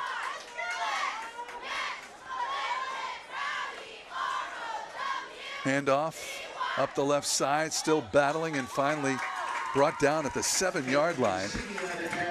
Seedy taking the ball once again. LaSalle's defense right here making plays when they need to, being stingy inside the red zone. You see Seedy take it, and really LaSalle gathering at the ball, linebacking crew and down linemen. That pass into the end zone that went incomplete is the first incomplete pass of the night for Dylan Lynch. Absolutely, or at least one without a pass interference call attached to it. And we'll have a very important third down, especially for the LaSalle defense here. If they can force them to a field goal, make something happen, that would go a long way to trying to get a win here tonight. Ball on the 10, there's the pass, and that is incomplete. So going to be 4th down here. What do you do, Coach? Going to kick it? Well, if I'm Hendricken, I got a 7-point lead. I'm going to try to put 3 on the board right here and make it a 2-possession game. Their kicker looks like he's got a lot of leg. Scott Belford, every time he's kicked an extra point, it had plenty of muscle behind it. And this is a chip shot, really. We don't see, I don't think we've seen a field goal yet in our previous weeks of Friday Night Rivals coverage. Yeah. A lot of coaches just not confident in their kicker, but not so here with Bishop Hendricken. Belford, the kick, and that is up with room to spare. So put 3 more on the board, 17-7 now. Bishop Hendricken leading LaSalle. Scott Belford with a kick with 9:05 to go here in the 3rd quarter. A little bit of a moral victory there for LaSalle because Hendricken was really moving the ball forward. They make the stand, it's a bend, don't break type situation. They're lucky to come away with just 3 there. And I don't know where Scott Belford came from, but I know that, the good ones go and steal some guys from the soccer team is how you get, is how you usually We've get heard that story kickers. many times in preparation for these games. You go watch the soccer team, figure out which guys annoyed, not getting enough playing time. Right. I gotta imagine that there's a little strained relationship between the football and the soccer coaches when that happens. Right, it's like, get out of here. Leave my guys alone. They should be able to play, both sports. You'd think. All right, Belford gets a foot into this one. Man, oh man, into the end zone, and it's going to be a touchback here, and they'll bring it out to the 20. So the Stitchell, who was back there and fielded it, is asking the official. He wanted to run it out. Is it, once it's kicked into the end zone, is it an automatic touchback, even though there's someone there who fielded it? It's one of those. As far as I remember, you can run it back and catch it. I don't know. I know there's a lot of new rules just in football in general, and if you look at what's going on in the NFL and how they're running their kickoff, but it's just to protect those players from those hard hits that are created from such distance between would-be hitters. All right, there's Campbell. So Pete Connell, our statistician, researched it. Automatic touchback. Yeah, can't run touchback. out. That's what it looked like. I don't know if I'm for it, but we'll have to live with it. What's the why, though? It's just when you've got guys running, 50 yards to make a tackle with the head of steam. It's just it's where a lot of concussions are happening in football, and they're just trying to mitigate that. What do you think of the NFL's new kickoff? I don't know. I've mixed feelings. It's odd to watch. I'm not used to it yet. Yeah. All right, pass completes, and up to the 23-yard line. But yeah, that's the thought behind the new NFL kickoff is they're not coming from so far. You still kick it from back there, but these guys aren't going to be running down the entire field. And it's not just the tackling; it's the picking up of the blocking and all these collisions coming from so far. It's the maximum amount of collision you can have.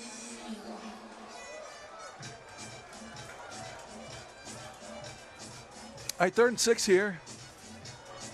for the LaSalle Rams. Samuel Perry, the quarterback, man in motion. Rolling out, big rush, lays it out there, and it's complete. Complete to Terrence Campbell, but it was almost like a jump ball. What happened there? Seedy must have ripped it out of Campbell's hands, but I don't think the refs are going to give it to him. Yeah, after the whistle was blown, let's look again. You know, Perry really kind of putting this ball in jeopardy. That's a tough throw to get in there, and both Seedy and Campbell fighting for it. You know, I don't know what the refs are looking at. I think that should go Hendricken's way, and the Hendricken coaching staff yelling out there onto the field about it. Well, it was tough for us to see because their backs were to us. They were facing the LaSalle side of the field, so hard. Right. Yeah, the ball, you know, just kind of giving his guy a chance, but the ball falls a little bit short. Seedy does a great job tracking that down and catching over the shoulder. And I think the initial call on the field, they gave it to LaSalle. Yeah, but Hendricken's going to argue that. In fact, I think LaSalle's whole team left the field knowing full well that it was an interception. Oh, where you going? Right here. They're going to give it to LaSalle, which to Hendricken's dismay. Well, maybe get the ball now. Maybe they said that Seedy didn't quite make that catch. Maybe he was bobbling it when he hit the turf, something like that. At least they didn't give it to LaSalle. Going to get the ball back now anyway.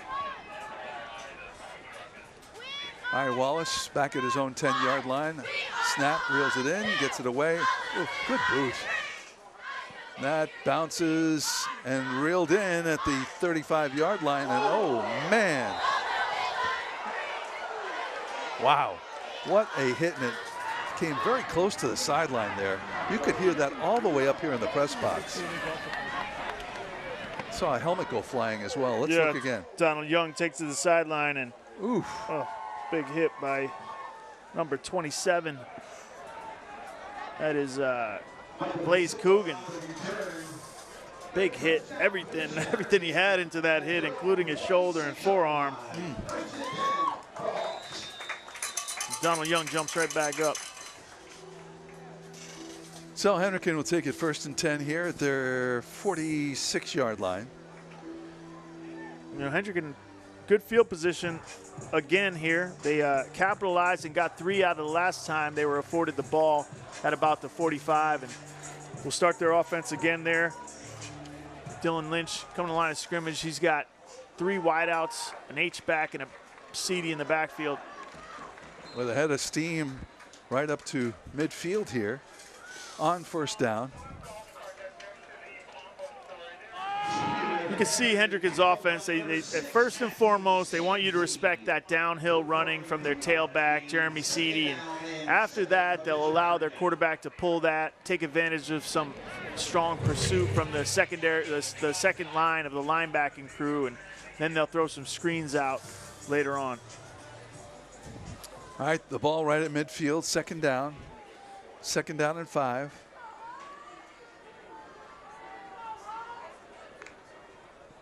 Handoff. Oh, and loss on the play. Great defense. Sniffed that one out. That's Jeremy Dennis in the game. You can see up front, we talked about it with Coach Marcone, they do a lot of stunting and twisting up front in order to confuse the larger O-lineman of the Hendricken Hawks, and it works there on the right side of the defense, able to get into the backfield by a little bit of a twist with the D-end and defensive tackle. All right, 3rd down now.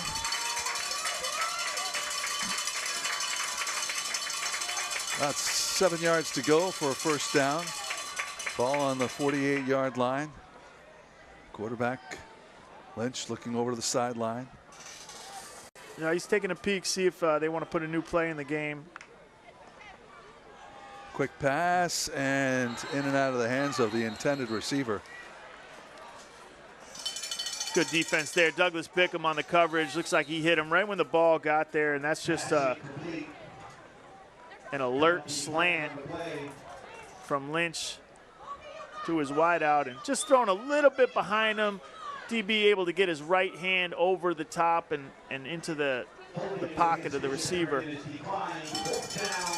All right, so a holding call is declined by LaSalle. 4th down. And we have an injured player on the field, and it's getting to that time of the night. Maybe a cramp. Hopefully it's only that. Take a little break here with 5:37 to go in the 3rd quarter. More Friday Night Rivals after this.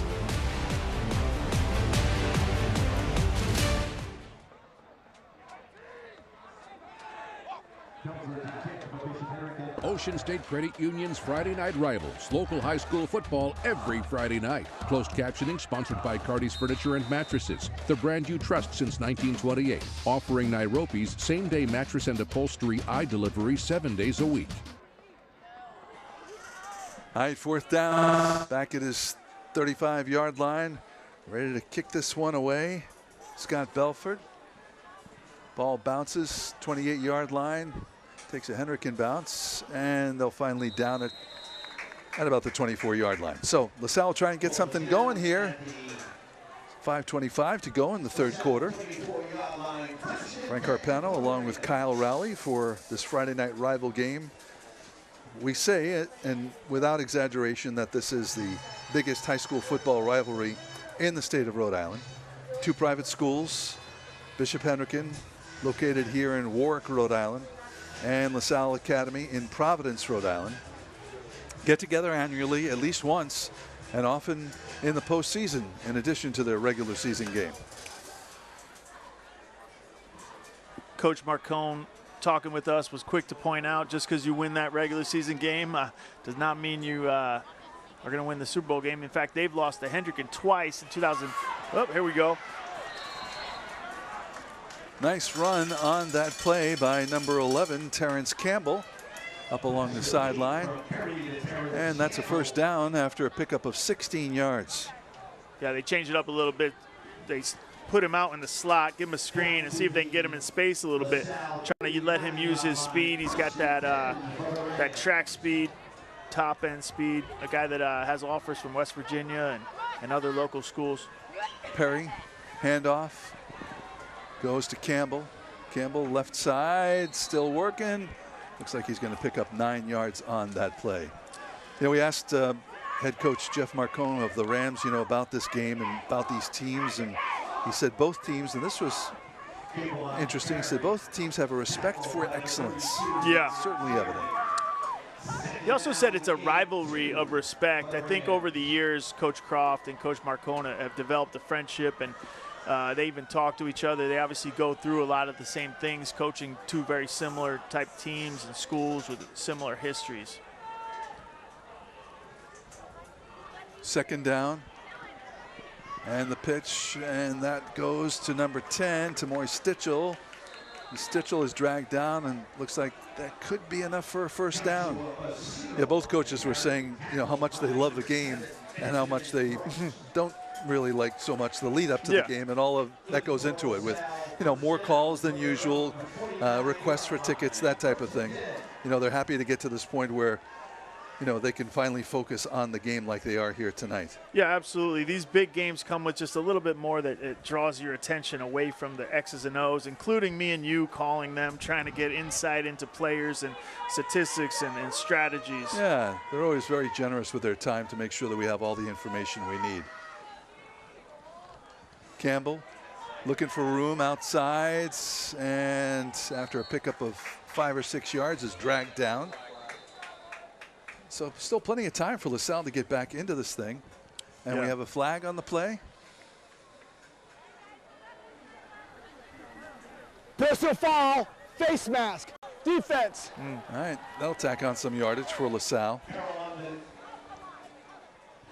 Feels like it's been a while since LaSalle crossed midfield, but they'll cross midfield here with the help of that penalty. And, I call that a downhill track. Once you pass midfield, you don't have to worry as much about making mistakes, because if you give the ball to the other team, at least they're in their own territory. So now, there's also this area of the field right here where you can take some shots at the end zone and get 7 in one play. 1st down as LaSalle goes deeper now into Hendricken territory. On the 31-yard line, And we have timeout LaSalle called here with 3:34 to go in the third.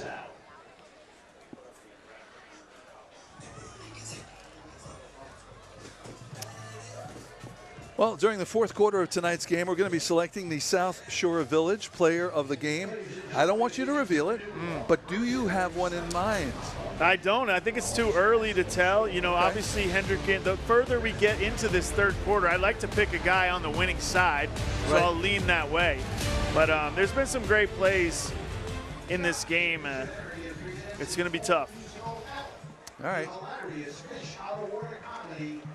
That's why they play the game. We got to hang in there till the very last moment to select who it is. I got a play of the game in mind, though. You do? Absolutely. I mean, I just keep playing back Sebastian Nault going over that DB and ripping out of his hands. Yeah. Thinking the same thing. That was a wild play.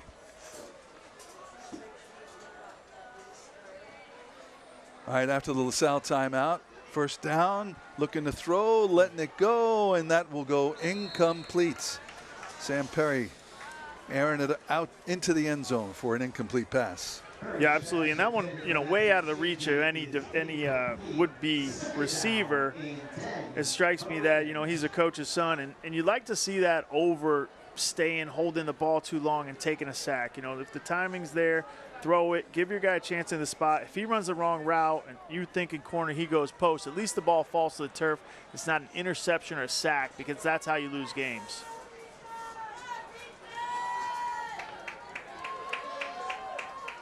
Second down and 10. Perry, the handoff, goes to Campbell. Campbell rolls his way over the defense. Pickup of 7 or 8 yards on the play, down to the 25-yard line. An all-important 7 or 8 yards here by Campbell, just really running over 2 or 3 Bishop Hendricken linemen and linebackers, and that'll set up a manageable 3rd and about 3 for LaSalle. Down 2 scores, 10 points, 2:55 left in the quarter. Handoff and loose ball. Ball did come out, and Hendricken saying they have it, and the officials concur. A fumble by LaSalle, and Hendricken picks up the loose ball.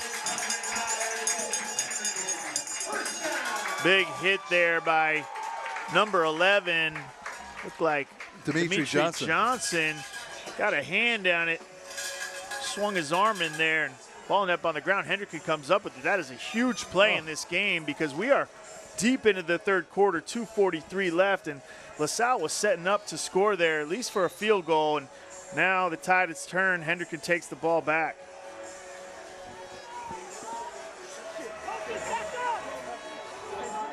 All right, so Hendricken taking over here. Quick pass in the flat and breaking away. A couple of tackles and then up over the 45-yard line for finally being brought down. There you go, a little screen out to Sebastian Laura, number 14. And this will be the 3rd time I thought he might break it. And, you know, the DBs of LaSalle just doing a great job pulling him down before he gets too far out of hand. And you can see the athleticism of the young sophomore there. He quickly threw it into 5th gear, 20-yard pickup for Laura. You know, Coach Croft said it might be one of the best athletes on the field as a sophomore. And there's some good athletes out there, so that's saying a lot. All right, 1st and 10. From Hendricken's 45, almost a high snap, but reeled in. Lynch wants to run with it, trying to find some room, and then he is knocked down at the line of scrimmage, so no pickup on the play. Tough running there by Lynch. He's doing a good job just to hang on to the ball, get what he can. Not a lot of blocking out in front on that particular play. Coach Panaleo gonna 2nd and 8.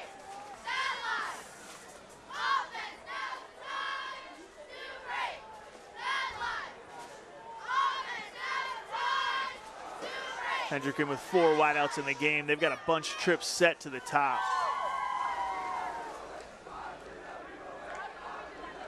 Lynch, quick pass out to the flat on the left-hand side and trying to find some room and finally falling down at about the 46-yard line, probably a yard short of a first down. The third down coming up here for the Hawks. Yeah, and guess who? Sebastian Laura. You know, they definitely like to feed that guy, and you can see why now. Coach talked a lot about him, but just a lot of wiggle there at the end of the runs. You can see he should have been down, but he picks up that extra 2, which is all important, especially in a big game like this with a formidable opponent and defense. Good job by Lynch, just getting a good ball out there quickly on the screen. Third down and short. Ball on the 46-yard line. Under center now. Dylan Lynch. Quick handoff and first down.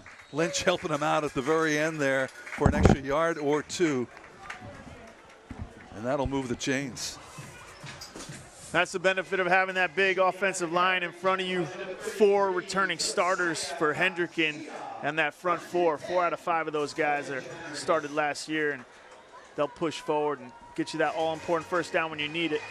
That'll bring us to the end of the third quarter. So 3 down, 1 to go. And Bishop Hendricken with a 10-point lead, 17-7. More Friday Night Rivals right after this.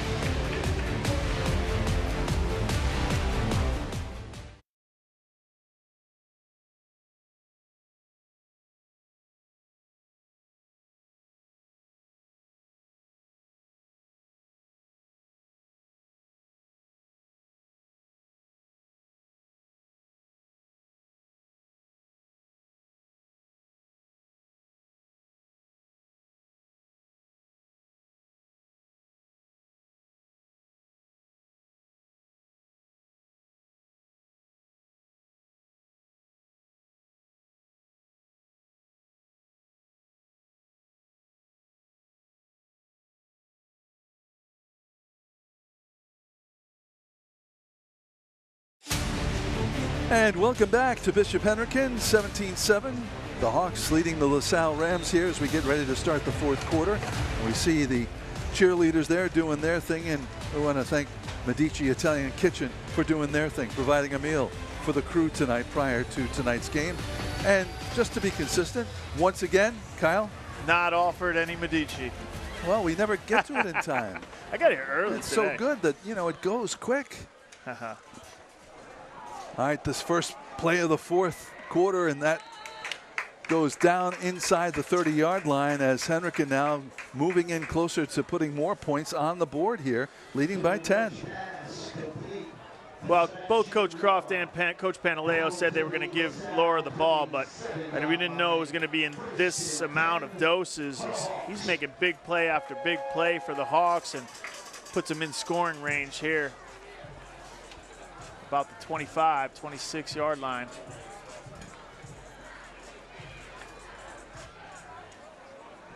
Sort of a loose bunch trips to the left side for Lynch. Lynch fakes the pump, now tucks it in, goes, picks up the first down, and scampers out of bounds near the 15-yard line. Hendricken really likes to use Lynch in the run game, but that there, a pass, and he's able to escape for the really second time in this game and pick up a long first down with his legs. And really has, they talked about, you know, his brother David, who's at Pittsburgh, kind of brought up playing quarterback, but Dylan, really more of an athlete, played some wide receiver, really kind of coming into his own as a quarterback here and before our eyes. All right, another first down here for the Hawks. And the handoff right up the middle for a few yards. Looks like that was Jeremy Seedy. Yeah, Seedy down. Looks like maybe he's cramping up in his calf. Second and 6 for the Hawks.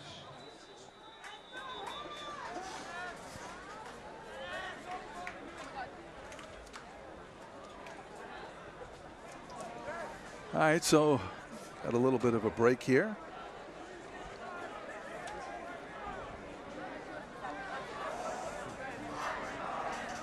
Yeah, Seedy just kind of walking it off. Looks like probably a cramp. He's on his own accord, just going to get to the sideline, probably stretch that out. Well, looking over the scoring sheet from this game, it was Hendricken scoring in the second quarter to open things up on a 6-yard touchdown run by Dylan Lynch. Then LaSalle came back to tie it later in the second, about 4 minutes later. A 40-yard touchdown reception to Josh Aceto. It was wide open on the play. Hendricken the next to score with just under 2 minutes to go in the first half. 3-yard touchdown run by Jeremy Dennis. And here again, the Hawks looking to put more points on the board. And run up the middle, a couple of yards. Like Mike De Silva's in the game while Ceedy is on the sideline. Senior captain. Coach talked about he's going to get reps either way, whether Ceedy went down with that cramp or not, especially here on homecoming, a senior coming off an injury himself. Kind of their utility guy, can even play some quarterback for the Hawks when they're in a pinch. Yeah, that looks like Ceedy's just got some cramp in. They're going to pull that toe back, try to stretch out that muscle, get him back in the game. If Hendricken runs away with it here, maybe you don't see him anymore tonight. All right, third down now. Up, and who moved first? We'll see what the officials say. All right, first down, first and goal. Prior to the snap, encroachment, defense, results. So a little offside call against Salle. This is where you want to use it. Does a great job, Lynch there, calling it, and it's 3rd and 5. So they pick up the full 5 to get the first down. A tough situation. And he converts it by just kind of being a heady quarterback and using that snap count against the LaSalle front 4. First and goal from the 5-yard line. 3 wide receivers in the game, a tight end and a running back. Lynch, the handoff, and up the middle and into the end zone. I believe goes that's Michael De Silva. Yeah, running back Mike De Silva, senior captain in the game for Ceedy, capitalizing, showing he can pick up right where Ceedy left off as he scores to put Hendricken up by 3 scores. It'll be 23-7 as we await the extra point. Nice running, a little bit of ducking and diving, and he walks into the end zone. And that makes it 23-7 Hawks. We'll look to add another point here. There you go, just a little zone read there, and De Silva goes. He's a 3-year contributor to the Hawks varsity. You can see why. Scott Belford. Are they going to try for 2 here? Let's see. That's the big team. You're forced on the kickoff. This will be important right here. LaSalle needs to come after this because Hendricken is up by 16. That keeps it at a 2-score game. If they can somehow get a hand on this extra point, they need to bring everybody. Kick up and, man, no doubt about it, through the uprights. Yeah, that thing is in the baseball field right now. All right, 24-7 now with 9:37 to go in the game. And Bishop Hendricken leading LaSalle. We're back with more Friday Night Rivals after this.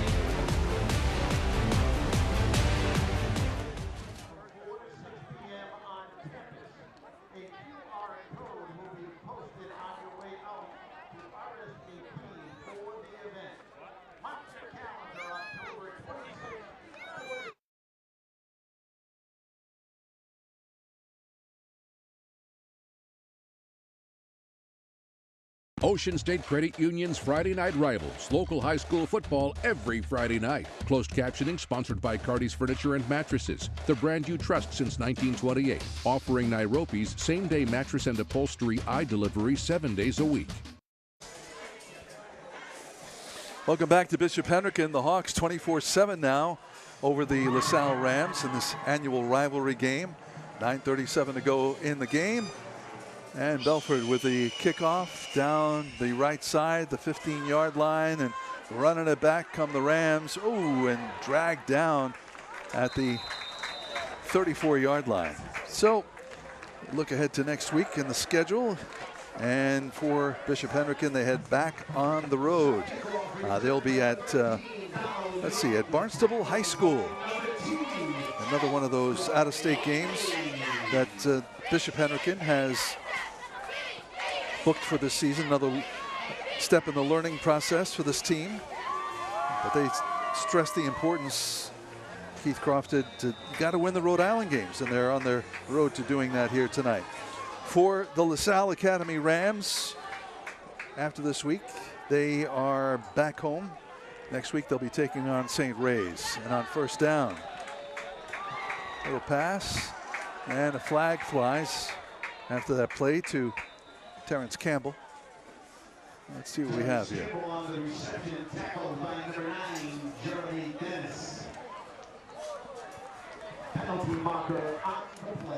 LaSalle went with an empty set there. 4 wide receivers to the bottom of your screen, 1 to the top. They throw a screen out to Campbell, and that'll be the first time Sam Perry's back there alone.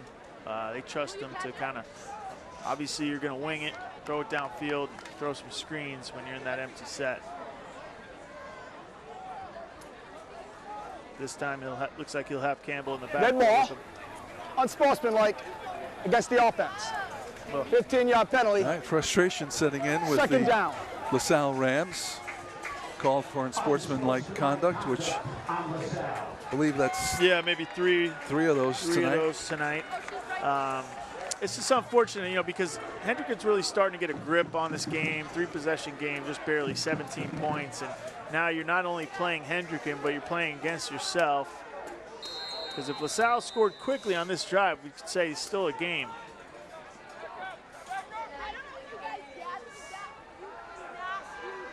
Pass, and that is caught, but was it caught in bounds? That was off to Antonio Bearden, number 4. A great throw by Sam Perry here. Kind of checks off his first swing route, throws it up the sideline where only his guy Bearden can get it. He does a great job going up. Looks like he got a foot in bounds. Although it's tough to see the sideline from here. I believe the ref gave it to him, but the way they're walking, nope. Incomplete. Must have been just out of bounds. Great throw by Perry, really in a high place where your receiver has a chance, but no one else does. 3rd and 25.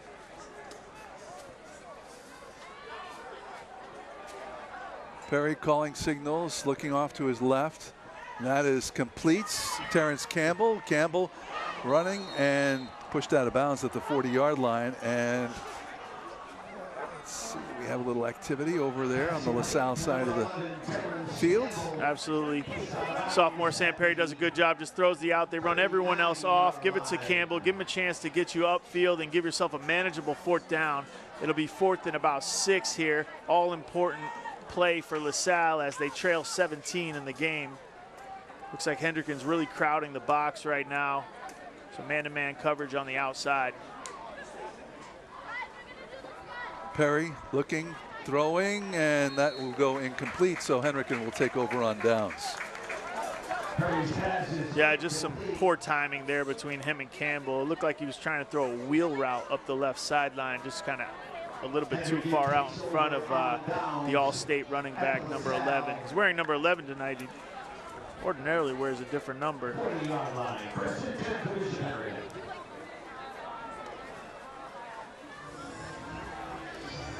So the play of the game, we talked about that a little bit earlier, the Ocean State Credit Union play of the game.